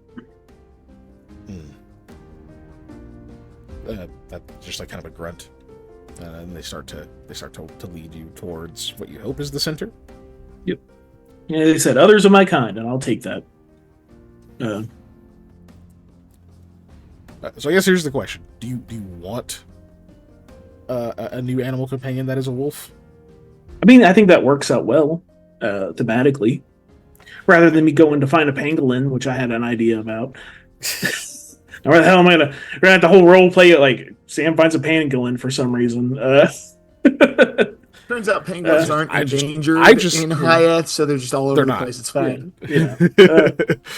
Yeah, I just never got like a full actual decision as why I didn't actually plan anything specific. So yeah, wolf works. So while you're traveling, you will see another wolf will like actually just join up. Male wolf, that you can tell just by like the brief little greeting. This is obviously the lady's mate. Who starts to like walk on the other side of the rest of the pack, who all kind of greet him and whatnot, and some of the younger ones get a little bit too excited, and whatnot. He doesn't like say anything right away, just as you start walking, and then finally he'll speak and say, "You're that one who brought the hawk. Yes. You smell like him." I've bathed, but yeah, I can see that. Your baths are not long enough to fool our noses. That is something that I'm glad you have in this certain time. Yes. You are returning to your people. You're heading towards their space. The kind ones. Good. You will have an easier time with them. Though they do not usually walk around without their strange fur. Clothing, dear. Clothing. Yeah. I was in a vulnerable state when I was moved here. I don't have my claws or my thick hide to protect me. Must feel very different for you. I think I've relied on it a little bit too much. Kind of like squinting because of the rain. Right. Or wait, is it still raining in the It's grove? raining, but it's not as bad. Yeah. Okay, yeah. Because it's... I know we've stated that sometimes it doesn't, yeah. But yeah. Yeah, like you can tell it's raining and some of it gets through, but it's not near as bad as when you're outside the Yeah. grove. But squinting up, like, oh yeah, I can definitely... my vision's being blocked by rain if I look up. Yeah. Yeah, exactly. Says, well, don't worry. You will find no shaming of your current form with us. But tell me, have you a use for an ambitious young cub? Well, I've recently let my partner find his own way in life. I could have the use of a new partner in my life to aid me in my travels and have them, gain experience in the world.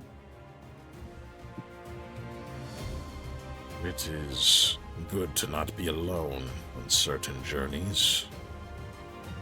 And it seems as if she would owe you a debt.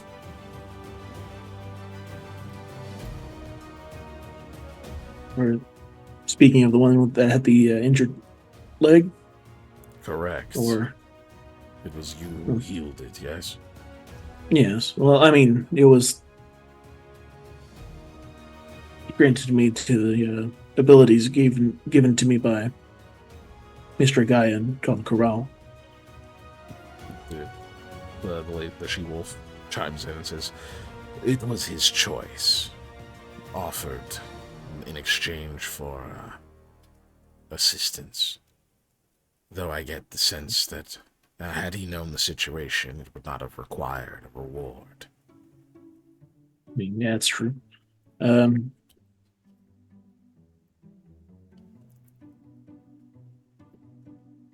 see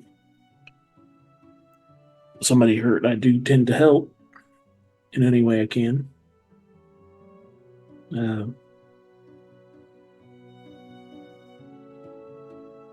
So she does not owe me, but She is again, young enough that you will not convince her of that. But she is strong. Our eldest daughter. does she not? It's hard to tell when y'all have mates or not. Was that another one of your young that was guarding her? Yes. I'm sure, like how we all kind of blend together. Wolves are kind of hard to tell apart sometimes.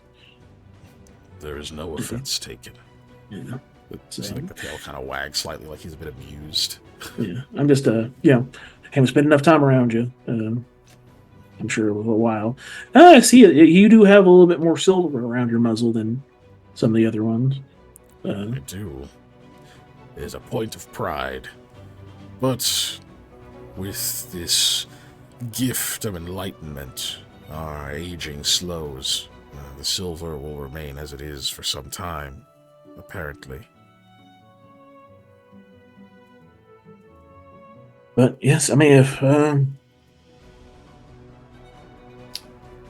that is her wish to try and repay that debt, who am I to deny her that? Where I'm going though is going to be far more dangerous than here.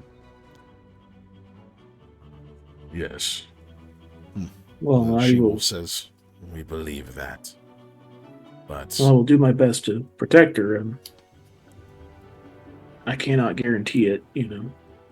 I cannot guarantee my own. Oh God, I can't tell Hattie this. I can't guarantee that I'll survive it. survival is never guaranteed. If we were as we used to be, offered this choice, it would be harder to understand our daughter. She is curious of things outside of here, of life outside of here, of your kind, of other kinds, of hardships she would not otherwise know. She is not enlightened. Perhaps in time it will appear. We have heard that's possible. Mhm. But she is keen, far more than we used to be. I do have a good track record of that happening around me, I'll tell you that. At least one. This curiosity will not make her a problem, but Hmm. you have saved her. You have saved her a great deal. She will protect you.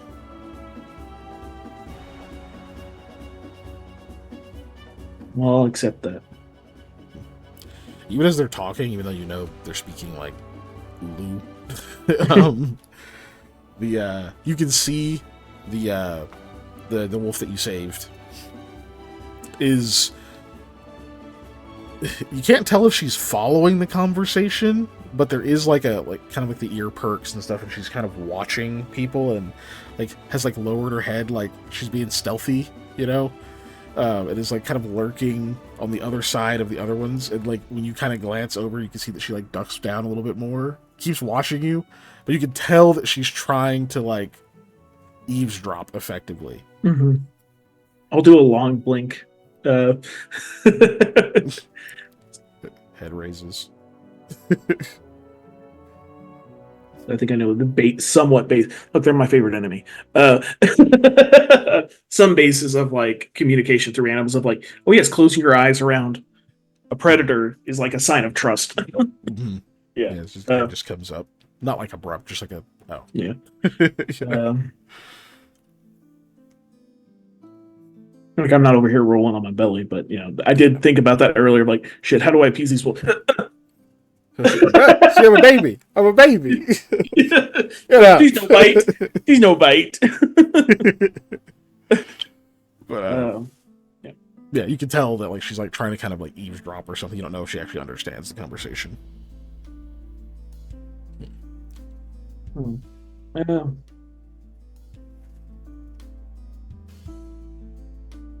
Yeah, if she wants to.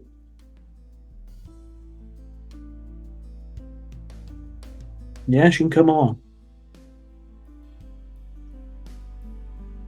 All right. We will see to it when you reach your destination. Hopefully, You come out of the tree line. oh, It's like abrupt. Like oh, like that. You didn't. You thought you might have been further in, but maybe you weren't. it's kind of like half jogging, you know. And it's like, oh, I'm here. Yep. You see some of the clergy, as we call them, some of the guardians, kind of scattered around the area. There's not as many as were gathered here before, but you can see like a few small pockets and whatnot. One of them like immediately like looks over as you guys break the tree line and see like the mask head tilt, with kind of the shoulders kind of move a little bit, and they'll come running over. You can definitely tell they were laughing a bit. That's a naked man with 10 wolves. Yeah. Or 11. Yeah. but 11 actually, yeah. Yeah. Look, I do have a name picked out, Ellie. Okay. Some people won't like it. Oh God. It's going to be Rain, because we were just talking about that. No, it's not an anime name. Oh, my God. So they that person kind of starts jogging and will like kind of shout over to someone else, and as they get closer, you can hear them. They're like, hey, do you need help? Are you okay? I could use some assistance. I'm not in danger of these fine, individuals here. They helped me get out of the woods. I'm Samuel Goodbean. I don't know if I've met you before the masks. They kind of jog to a stop and say, "Oh yeah, I can tell they're not the ones endangering you." But oh yeah, Samuel. Okay. When did you get here? About 30 minutes, whatever time it's been. I was taking. I had a magical occurrence where I was taking a bath because I wasn't feeling so good because I ate too much because of magic, and then I appeared in a pond or whatever body of water it was Oh, over that way. So I guess I think it's teleportation. okay. I don't think I've that's a ever. new It's one. happened to my buddy before, but it's never happened to me. So I don't know what's going on. Well, I guess That was the dew pond is Yeah. not the worst place to end up. well. I was also naked at the time. You still are.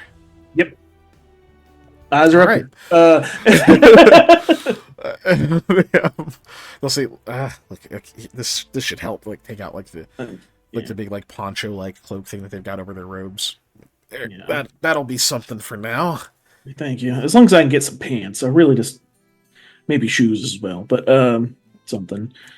I gotta get back because I'm sure my friends are freaking out. Most of them are freaking out. Yeah, we can get you some. Just right this way. We'll get you outfitted. I kind of disappeared mid bath, so that's kind of a big thing. So you see, they start kind of leading you over the other one that gets over there, and they kind of start telling them what's happening. Oh, I think this is the small wolf, she wolf, still with me. Oh, she's not small. The Oh, male that was with her was smaller. Okay. She was like a little like curled up or whatever, but like now that she's like walking confidently, so I didn't describe it earlier, but like she Yeah, is how big she? bigger. She is slightly larger than a typical wolf, Okay. which are already pretty So- big.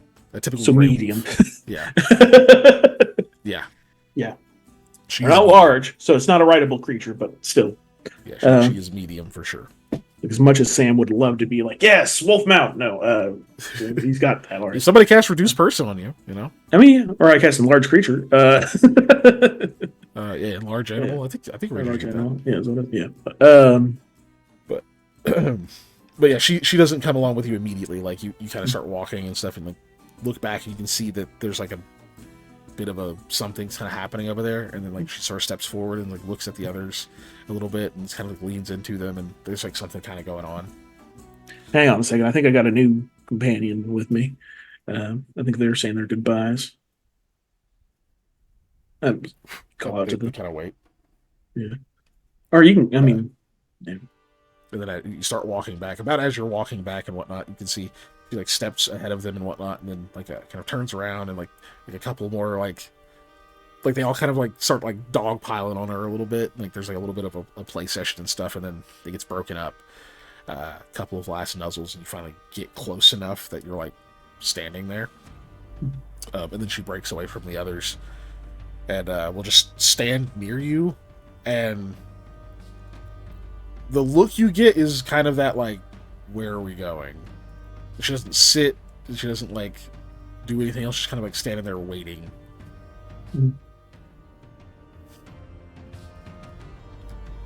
I will crouch down and offer my hand for a good sniff. That way she gets used to me.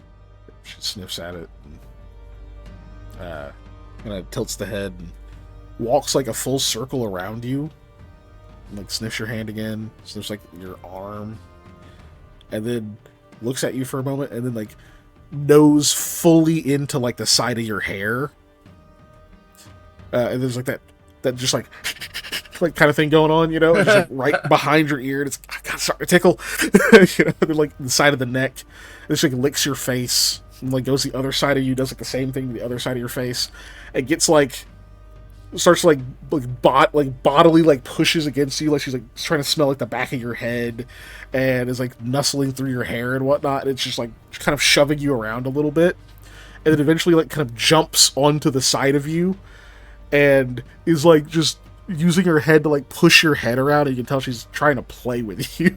Mm-hmm. I kind of wrestle her and I tussle the ears a little bit. I go, okay, we gotta go. I got people worried about me. My pack's worried about me. You don't understand me yet, but we'll talk later, I guess. And the DM will have to come up with a voice for you. I'm sorry. Yeah, here's another character you have to do. Sorry. Nah, it's okay. Look, I was gonna choose like a horned beetle for a reason. Like they don't talk. Cool. Anyway. All right. As you're walking away, the lady will call after you. Take good care of what's her name? Shakira. Did you say Shakira? He totally did. You Because of the song motherfucker. She-Wolf. Because of the song She-Wolf. Yep. Look, Take y'all good have care of veto powder Shakira. on this. Yeah. We can make it If I legally veto it, distinct. I have to come up with a name. So Yeah. no, her name is Shakira. I've heard worse reasons for the naming of one's animal companion. So like, I'm not gonna rag on you too hard, but I do Look, just want man. to say boo. Sherlhawk was named Sherlhawk because, Yeah, that happened. Look, that was Naturally. punny, okay? Yeah, it was punny. That was punny. this one is another joke. And but he different. asked I you get for it. a name. Yeah, Yeah. whereas... But anyway. Take good care of Shakira. She will take good care of you.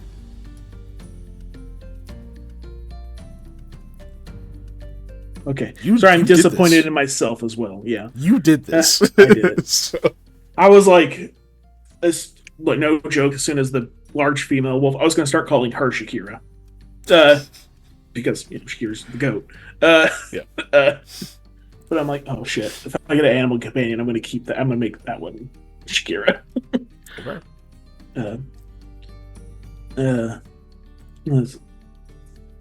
Thank you, matriarch.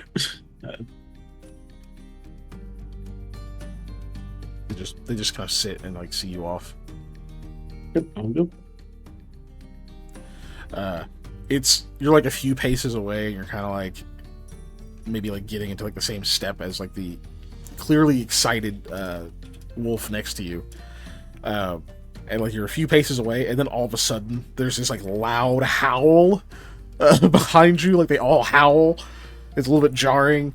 Then she like whips around and then joins the howl for a minute, and then we'll like kind of frisk for a second, like runs around you, and then we'll step back in stride. I will also join the howl as kind of dumb as yeah. Ooh. Look, I'm part of the family now. Somehow, I gotta help out.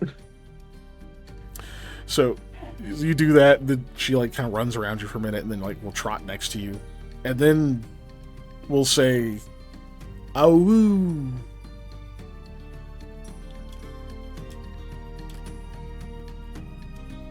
Oh, Awoo. Oh. come on, Shakira. It's like, yeah, smarter than a normal wolf. Okay. Yeah. We could call her Shaggy. Yeah. We could leave off the ra. Or Kira. That is up to you. Okay. Look, I'm also worried about legally distincting. Like I couldn't just name somebody a famous person. That is not true. You 100% could do that. Can I? Yeah, I don't know. Yeah. You could have named Sherlock Ethan Hawke if you wanted to, Oh, fuck, and that would've been ran good, too. with it, dude. It wouldn't have mattered. Yeah, It's but a I don't like fictional Ethan Hawke. character I'm being joking. entirely I do like fictionalized. him. You're not attempting to represent Yeah, that that's true. person with this fictional character in any way, shape, or form. It's a tribute. Yeah. Okay. We'll stick with Shakira. We'll come up with a nickname later, and if it sticks, it sticks.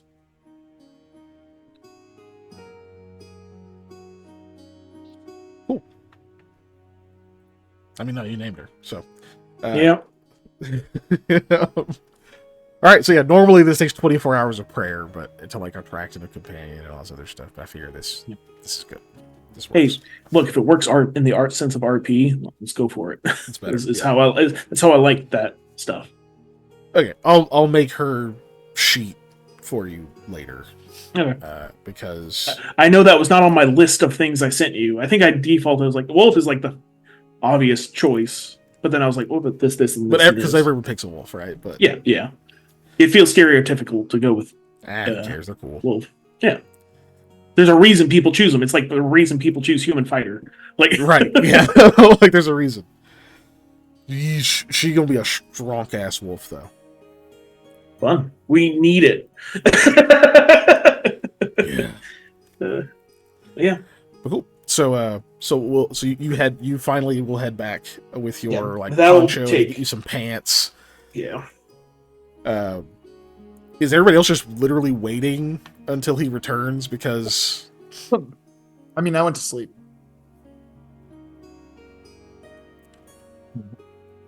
Lamia will defer to Hattie because she's also very concerned. Oh Lord. okay, so you went to sleep. So you're putting Hattie in charge.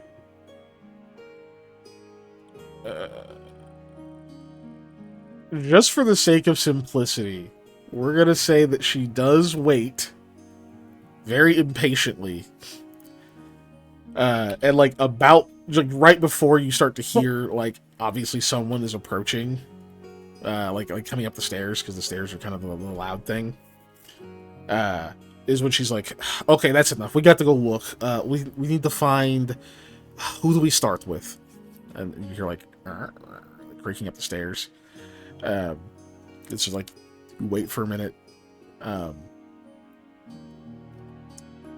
Yeah, Sam, you show up with a medium-sized wolf who, you just knock. Is the door locked?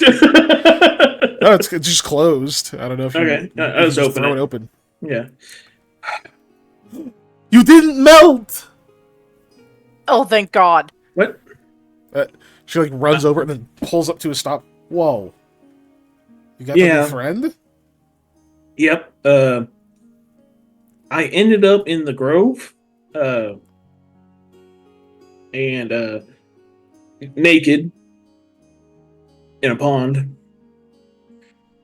Mm-hmm. and I called out to some animals, and a pack of wolves showed up, and so I started talking to them, seeing if they might help me, and came out to a deal that if I could, one of their family was injured. I started explaining because I don't need to reiterate everything. You go through the whole Yeah, story. they asked me if I might want a companion, especially somebody who's a little adventurous and feels like that over me. So I agreed to that. Sherlock's free to do his own thing now. Maybe I can tutor another. Shakira has wandered Uh, over into the room. Don't eat Eli. Eli, you get like a cold nose in your ear. You say, "Don't eat Eli," and she immediately like kind of shrinks back, kind of looks over at you, and then back over to him. Like, noses lick him him, though. again. Starts licking your face, Eli. He probably feels like I feel. I wasn't able to do spells right. In response to the licking of my face, I'm like, it better not be Sam, but I do hope he's back. Like, Shakira starts wagging her tail, and then Eli, right next to your face, you just hear like you just start hearing a growling right next to you. yes. Please tell me I'm having some weird nightmare and I'm now in the Shadow Realm thing talking to Nalexix's family again and I'm not going to open my eyes to Loud a giant bark. furry wolf. Oh yeah, I didn't you opened like my almost eyes get to a ate? giant furry wolf. Yeah, you almost got ate by a wolf. That's true. I forgot. Panda forgot about that. I Eli poke the wolf Sam did. to make sure it's a real wolf. Like, not in the face, not whatever, but I like boop its snoot. Like, very much to like... Sneezes again more aggressively at you. Hello? I'm back. Giant paw on back.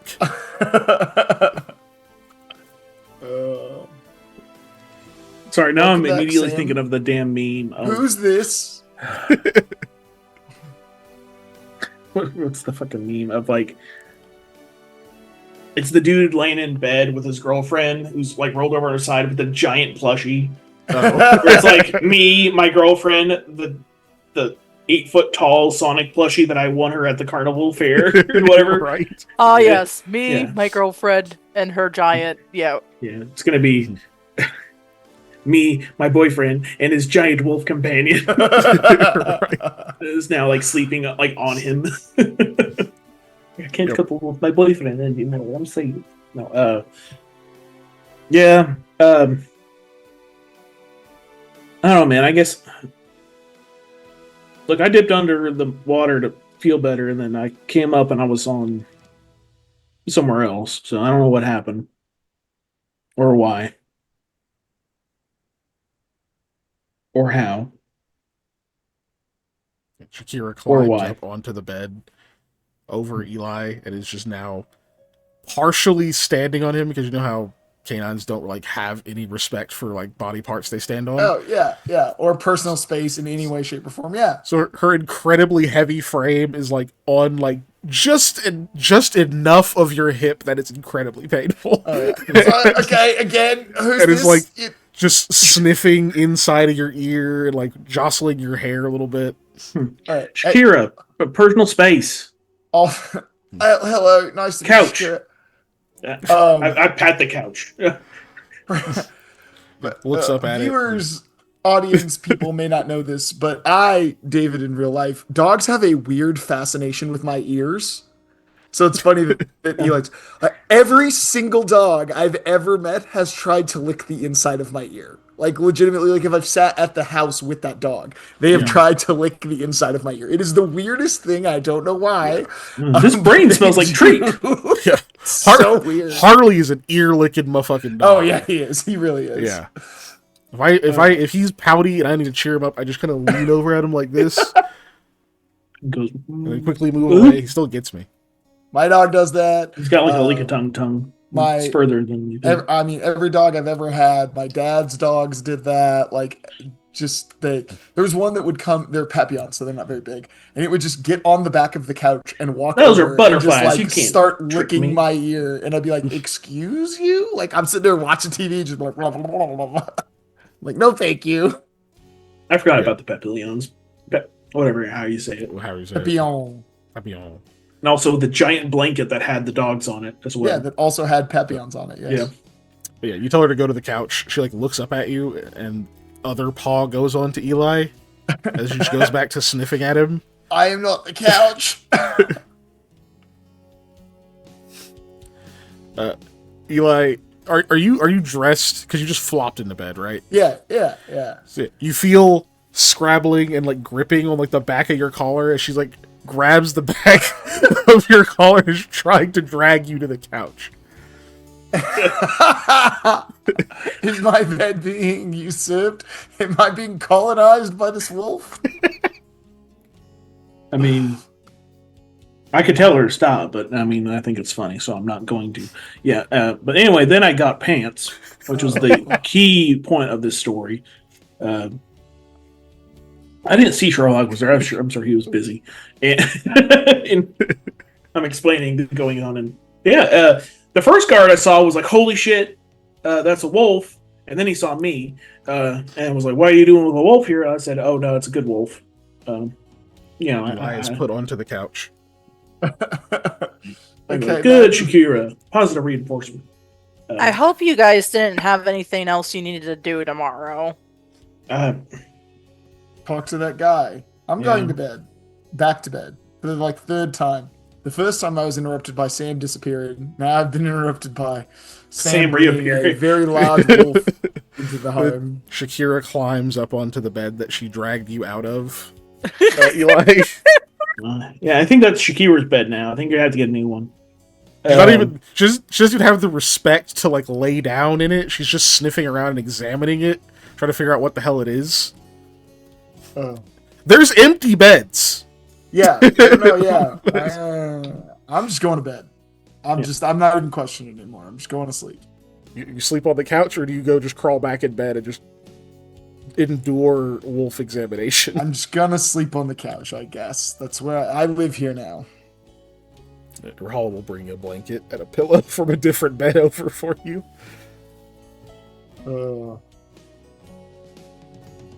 Yeah, I'll get to. Look, I can't cast anything more today. I'm worn out. Yeah, you need to get some sleep too. I'll have a talk with Shakira. I think she's smarter than the average Bear. Wolf. Bears are pretty smart. I don't know, man. I mean, You you gotta say be that, pretty and careful. she looks up and goes, "Awoo." Yes, I know. You got to be pretty smart to catch things with your mouth. So I think that means they're pretty good. And bears can catch Awoo. salmon. Yes, I know. Uh, Please don't woo. howl. No, not inside. Shh, it's sleep time. Um, yes, good. Literally a whispered awoo. Mm. Um, Yeah, she's smart. my stuff's still What where I the left it, hell? right? Yes. All right. I don't. Are we sure she's a wolf? Yeah. Sam's like getting his he doesn't he hasn't been sleeping in his armor when he's been living here, but he's getting some of it. He's at least Right. making sure it's arranged correctly because it was just kind of like this is off. Right.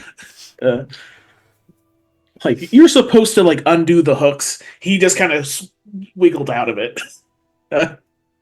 Brawlhalla, I'll watch. Uh, what is the wolf's? Shakira, he said. Yeah, that's what her parents were calling her. Okay. Her parents were awakened, by the way. I think I mentioned that, but yeah. So they're like I was No, able to talk but- about. Well, we skimmed it, so Yeah, we did kind of. Yeah. I think I may have like in character probably would have been like, yeah. And then I talked to their mom, and then like the mom was like, whatever. I probably skipped on the point that they're awakened because I was still talking to them. They said I talked to go them. ahead.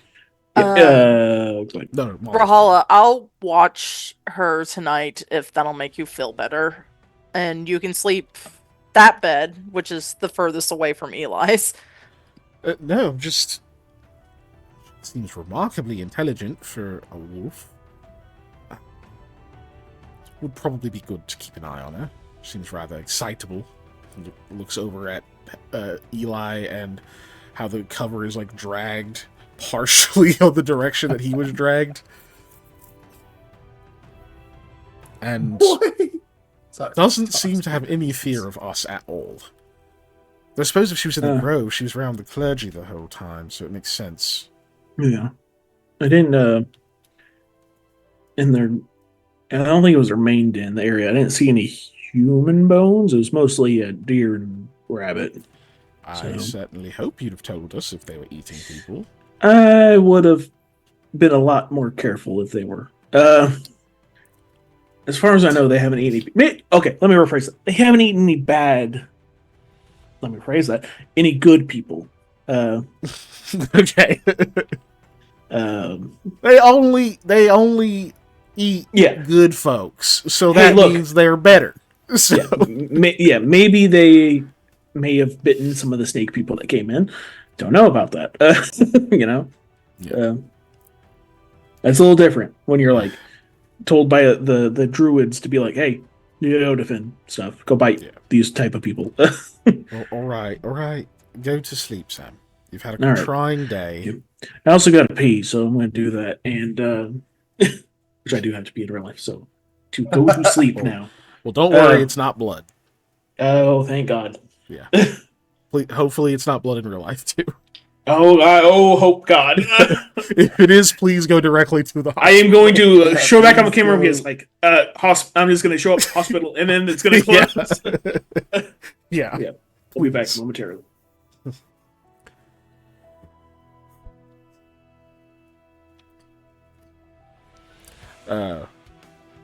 Okay. Eventually, Shakira does lie down on the bed that she robbed Eli of.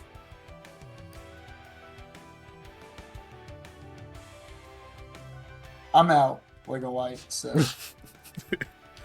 Yeah, Rahala will go to bed. I assume, Sam gets back from peeing and probably goes to bed. Which means Hattie also probably goes to bed because she's been worried. So that leaves Lamia and the wolf. Yep. Lamia's just up. And Shakira's just staring at you. Stare. Stare. Stare. Stare. stare, like just from the laying position, just how a dog will just eye you. Yeah, yeah. For a long fucking time. Except this is a wolf, so it's like a lot more intimidating. Mm-hmm. I don't know if Lobby has any reaction or if she like stare back or does she? She does. She absolutely stares back. She's basically mentally being like, "Oh, are we doing a stare contest? Okay, I can do that. I can focus on that. I had nothing else better to do right now." Eventually, like the tongue lolls out. She kind of sits there panting, not like hard panting, just like mouth open, still watching. Do you have a handle animal at all? I think I do. Let me double check. It's not a lot if I do. I have 4 ranks. Oh, you have 4 ranks. That's quite a bit. So yeah, you get the okay. This is so she's showing me her teeth. This is what she's doing to be like, hey, all right. I ain't no bitch, you know. Even though technically that is the technical term, but she but that's what it looks like, a lazy gesture or whatever. But it's actually just the like, okay, hey, look, I have teeth. I have teeth. I have teeth. Yeah. So you know what I know. Yeah. Okay. So we both know I have teeth. Since you're like actually staring back, but you don't get like actual animosity or anything. Just, Okay, like, kind of, okay. like, general like sort of wary, or we're new. We don't gotta fight, but you need to know that like I'm about that action kind of thing. And she's got teeth. Yeah. Salamia will like do a courteous nod, even though she doesn't know if that'll do anything. No real reaction from that, like the tail Yeah. flop. Yeah. Does Lamia try to have any kind of interaction or anything, or are you just kind of keeping an eye on her?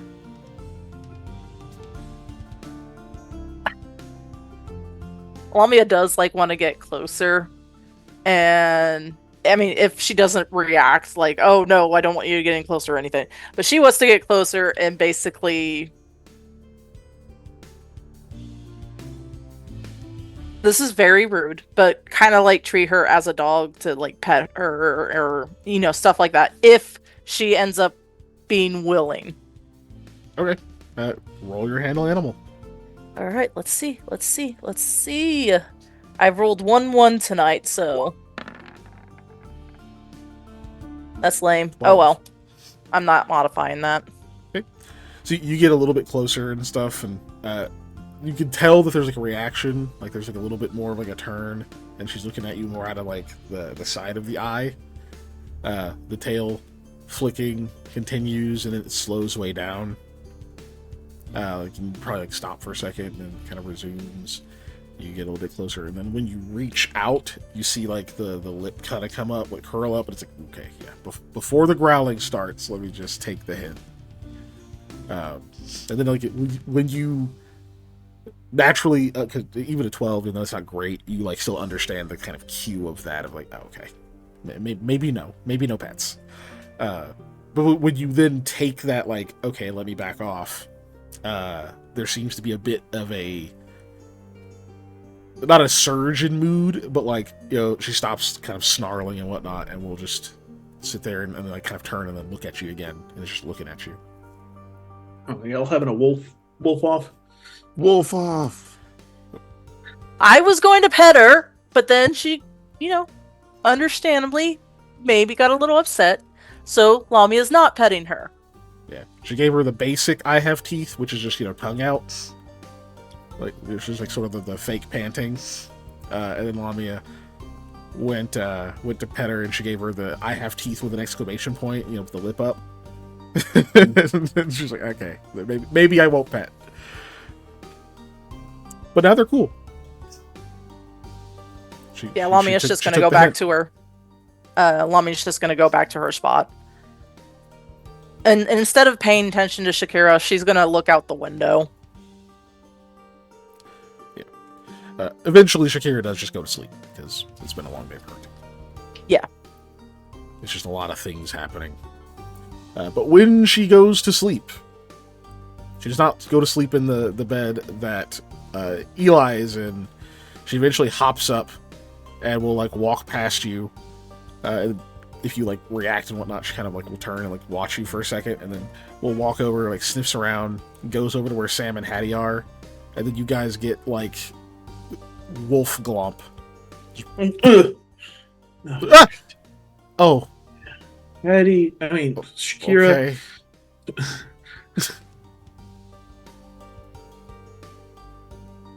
I have guess to fight this is two- fine. I have to fight two people for the damn comfort cold. Sam says under his breath, probably too loud. There's like a jostling as she like tries to see if she can get between you. No. Okay, which side?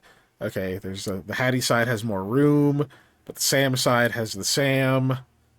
Okay, she's gonna lay like just across both of you. Seems to be easiest. Yeah.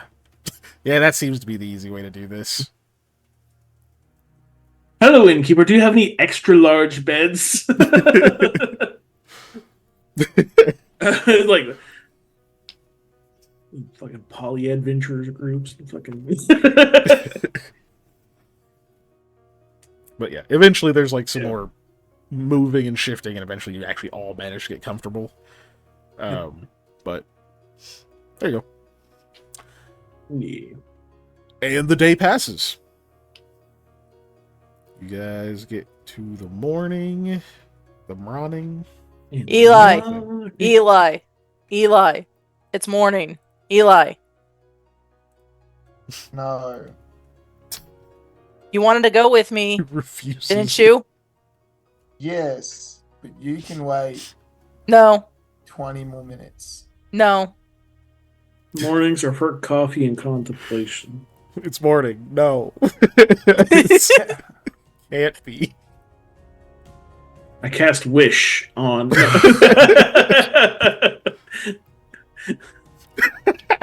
I'm assuming Fucking- I don't have any of my It's extra a spell long slots ass again. wish. Okay, Eli, I can carry you there so you can keep your eyes closed a little longer. No, no, thank you. I'll walk myself. Yeah, you're no longer fatigued, and you can recover your stuff. And you'll have healed your constitution damage as well.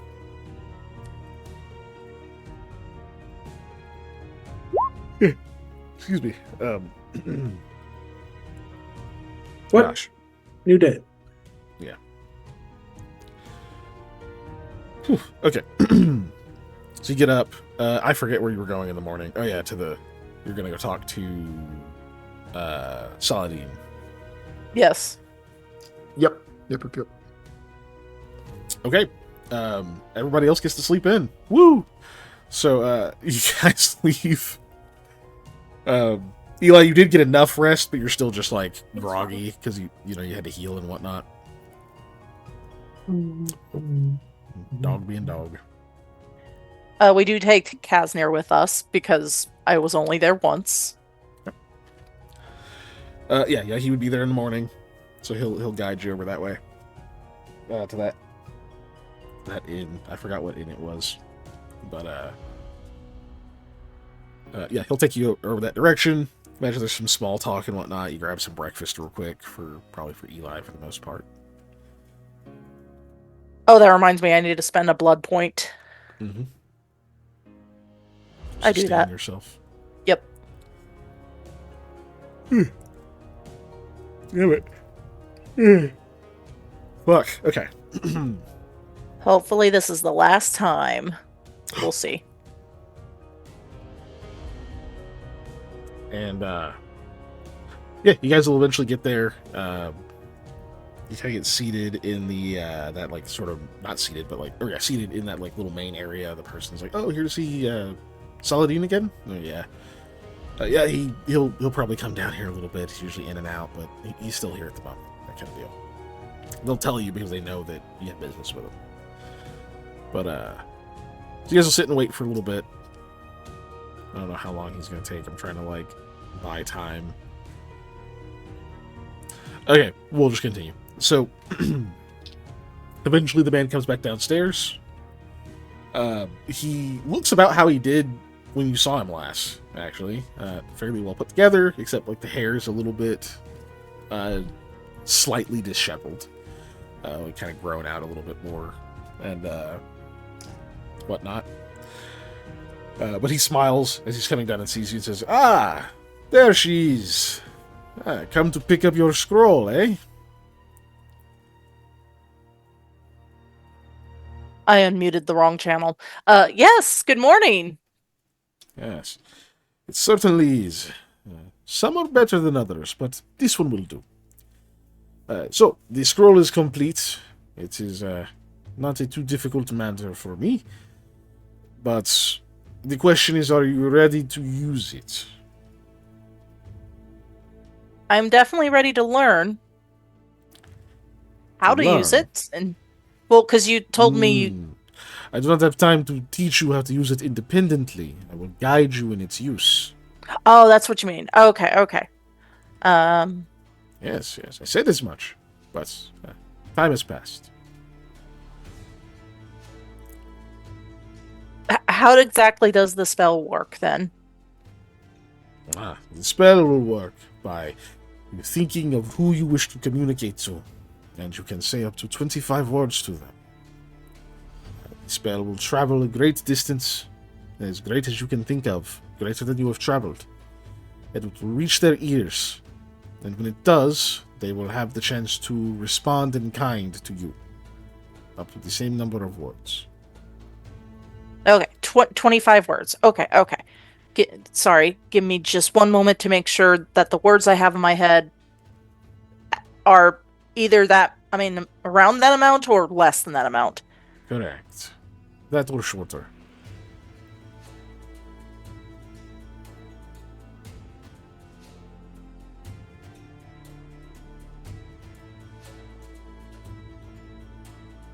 I'm sorry, I'm just typing it up right now.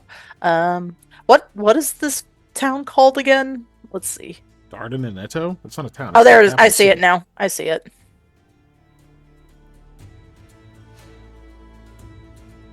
You could say the capital or capital. Oh, that's much easier. Because nobody calls Gilmore Hangel the capital anymore. That would be the old capital.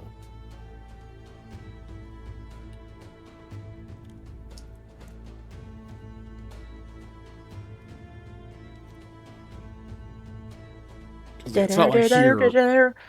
It's not like here in the U.S. where when you say the capital, you could mean either like Washington D.C. or the capital of your state. It's yeah, or just the Capitol building, or yeah.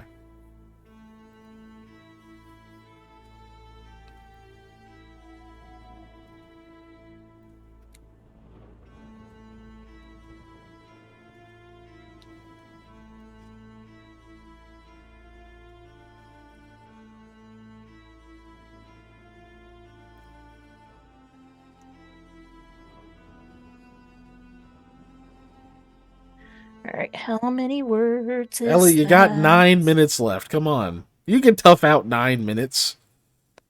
7 minutes. 7 minutes is all the time I have left to play with you.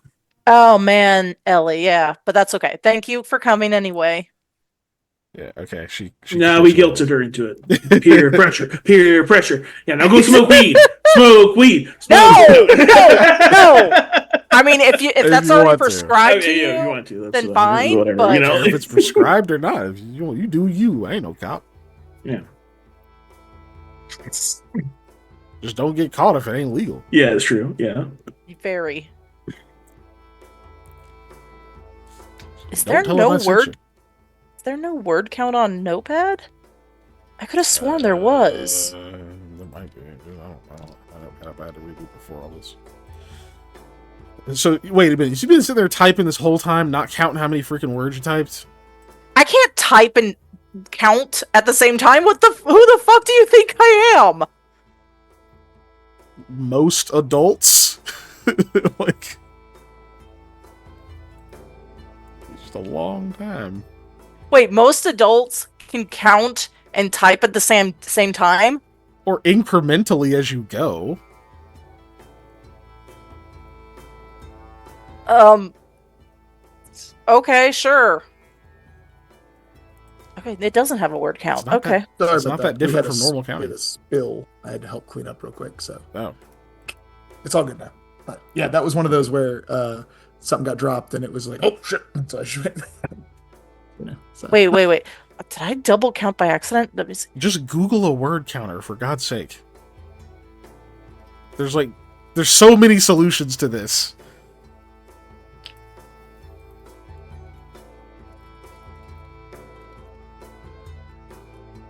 I did. Okay.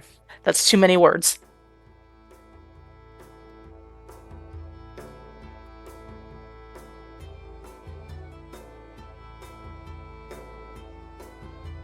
Ooh, that was just barely enough. Okay, I have my words. Okay, so you're gonna do it now. Uh, yeah? Is there a reason That's not the to? question he asked you, was if you were ready to do it now, and you were like, let me come up with 25 words. So you tell him yes, you're ready to do it now. Cool. Yeah, okay. He says, all right, well, then are you mentally prepared? Because you can't say do-overs. Yes. All right. Then we will get this accomplished. So come over to the table, takes out of his robes a very like nicely rolled scroll. Like pulls this like way too fancy like golden little tie that's on it. Pulls that off and unfurls the scroll in front of you. Which Eli, you're there. You can see all this stuff too as well. I didn't do introductions because you were away, but assume you've been at least introduced. So he unrolls this scroll, and Eli, you know because of your particular studies, he did this on vellum, like really fine quality vellum. And you can tell just by the kind of the scripting. Are you frozen? Okay, no, you were just like really still. So you can tell by like the scripting of his like handwriting that he's like obviously done this in a very, very practiced manner many times. Probably brings back some annoying flashbacks of having to like write magical text over and over and over and over with no mistakes. But you can see he like, unrolls this and we'll start to explain to you, Lamia, kind of the process of how this works. It says, each of these is a part of a verbal component, some of which are whole verbal components, but it's like kind of going into this whole thing. It's a way of doing spellcraft where some of the energy, some of the things are taken up by the actual material of the scroll and the reagents and other things that are added to the inks that make it up. It helps to shore up any shortcomings in like the person trying to cast it. So while you don't have years and years of practice fulfilling all of the steps needed to actually cast a spell, even if you say the right things, even if you move correctly, there's like certain things that your mind has to be attuned to be focused on. There's just all of these little intricacies that there's no way you would otherwise know. The cost and time that goes into the scroll crafting is to bridge that gap. So the most important thing that you should focus on, rather than trying to think, am I doing it right, is just to follow his lead. Okay. And he's like telling you that he's going to go over effectively. He's first going to like kind of coach your vocation of it, like your vocalization of it, like how you say the things he's going to tell you to say.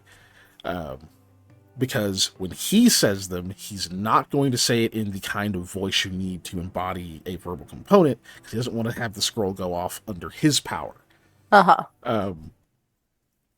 So he's like, so I'm going to coach you on how to speak these things, what things you need to embody, what things you need to keep in mind, so that when I say them incorrectly, you can, it's kind of just giving you like the pieces of it that you're going to have to put together. He goes over this fairly succinctly, maybe even more so than I am, just giving you an overview. But it's a way that is like very clearly understandable, and even in those like a couple of moments where you're kind of like a little bit uncertain, maybe Ilami is even like doesn't want to act uncertain in the moment, or even say like, okay, I didn't quite get that. Even if you like hesitate for a moment, he kind of will give like a sort of like a pause, and he'll sort of go back over it a different way. That is, and when I say a different way, I don't mean just like he changes 2 words and it's like there. Now it's like he says it like a completely different like way to think about it, so that it's like, okay, if it was confusing before, how about from this perspective? And it's like, okay, now I get it. Like, you can tell this guy has taught many different kinds of people, probably very effectively. So, all of that being said, Lami, I'm assuming you have no ranks in Use Magic Device. What? How could you? Yeah, I don't. No. Okay. Can I assist with my use magic device? You can. You can. I So, like, will. as he's kind of going through this stuff and whatnot, and you're like, first of all, Eli, you can tell this dude's a fucking good teacher. Yeah. It's kind of weird because maybe there's like, I don't want to speak for your character, but maybe there's even an inborn like bit of like stigma when it comes to like someone trying to give instruction in very thick accented tertian. And because there is a rigidness to how he speaks, but there's like these moments of like warmth and understanding that are like alien. So I don't know if Eli did have any kind of like, okay, I'm gonna watch this guy, make sure he doesn't pull any bullshit. It's very disarming the way he goes about this. Like this is just so different from how it was with your master. Yeah, no, that's definitely there. And I mean, as someone who is obviously naturally talented, but has also had magical education, but in such a strict and terrible way, it's one of those things that when you are naturally talented at something and then you have education that doesn't teach to your talents at all, you then kind of drift away from education most of the time. So seeing someone do it well is a different thing. Yeah. And so maybe that makes sense of like, you know, as you get a little bit more disarmed of those reservations, Eli can start kind of chiming in, because now he's not thinking like, let me make sure this guy isn't going to screw over my friend, and more like, oh, shit, okay, I can add to this, you know? Whereas like, maybe there's like one thing he's explaining, and you'll be like, oh, it's like when you see me do this. Because Lobby has seen you do magic. And so you're able to actually go in and properly help out a bit here. So you'll add a +2.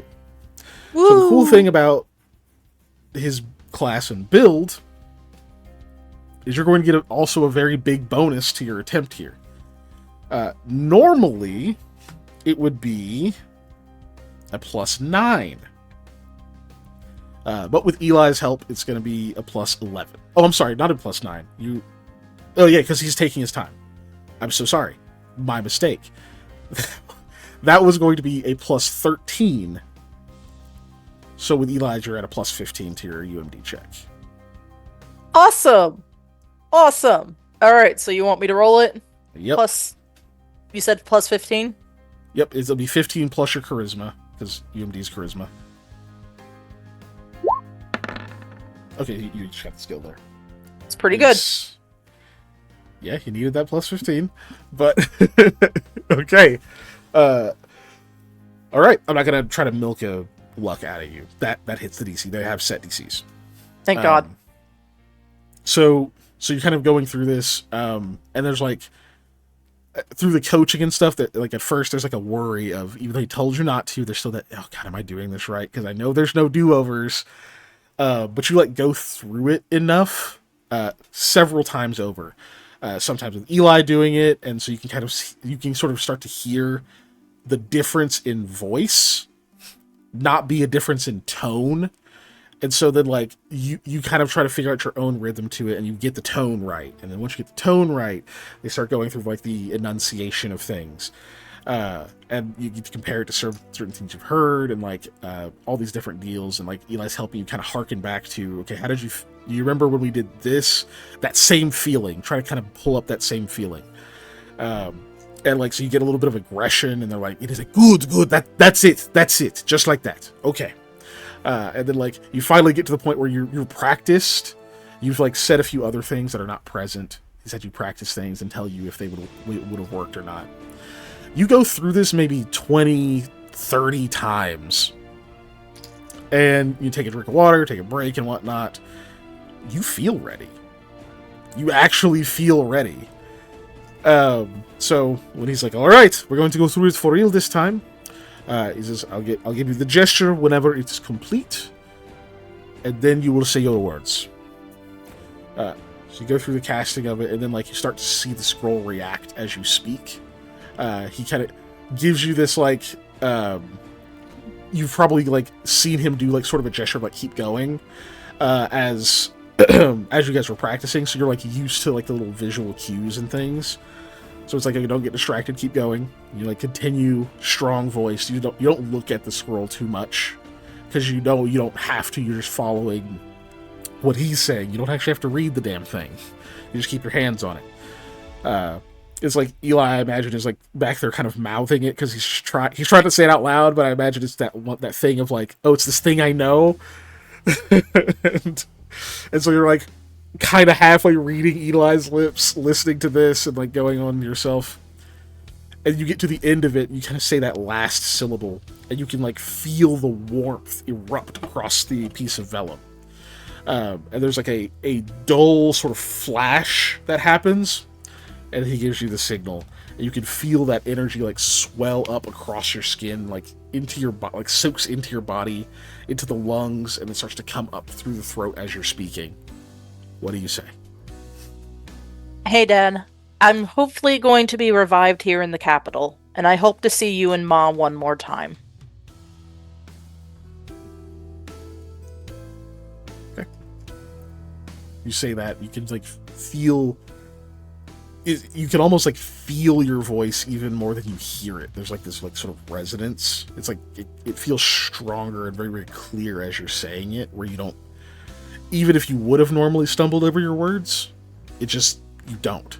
It's like they lock in like what you've had already stored. You say that, and you can almost like sense the like tangibility of your words on the wind. They flee from you. And a few moments pass, and then you hear, Lamia? I don't know how you're doing this, but I hope it works. I love you.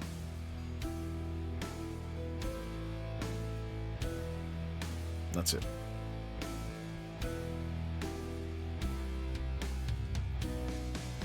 Did you hear what you needed to?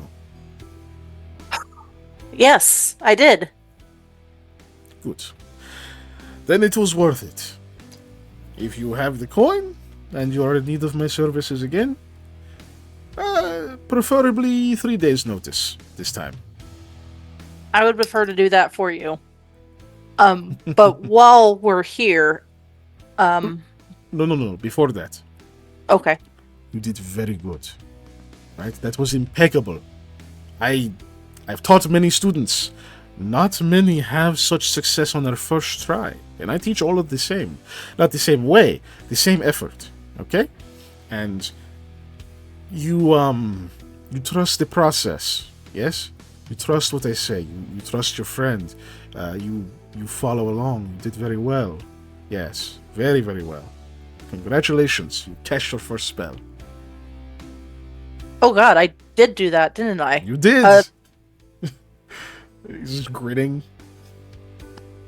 Thank you. I definitely, well, obviously couldn't have done it without you, but yes, while we were here, my friend here wanted to speak with you about something that happened last night, but I guess this would be a great place to pause for next time.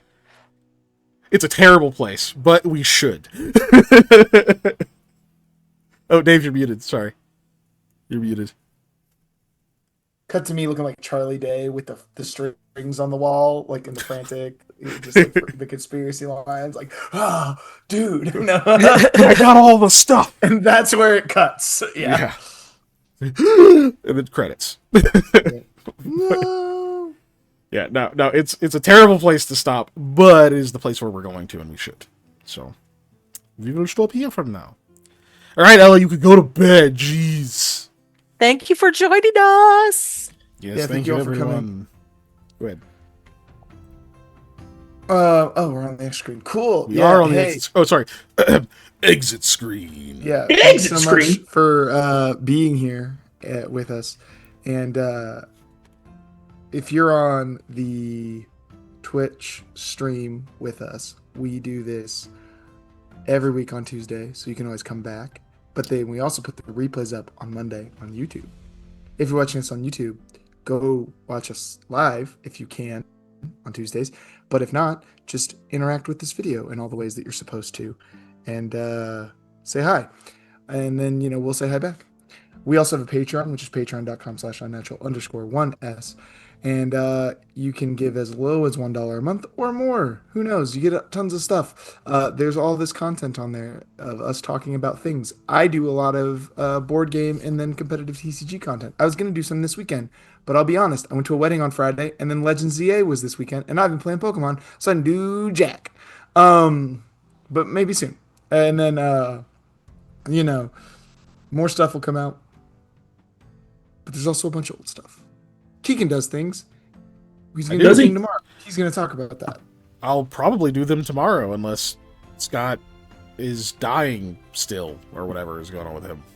So, if we do things, it will be over on twitch.tv/Lost Initiative. Same time frame, but going much later, as we always do. Where I will be playing Mikhail the Bard, who is definitely a stable and altruistic human being who does not do very dark things occasionally for little to no reason. He's a good guy. Be nice to him. But yeah, we'll hopefully be live. So if we are, come check us out. And if we're not, tune in next week on Tuesday for more Into the Into the storm. What?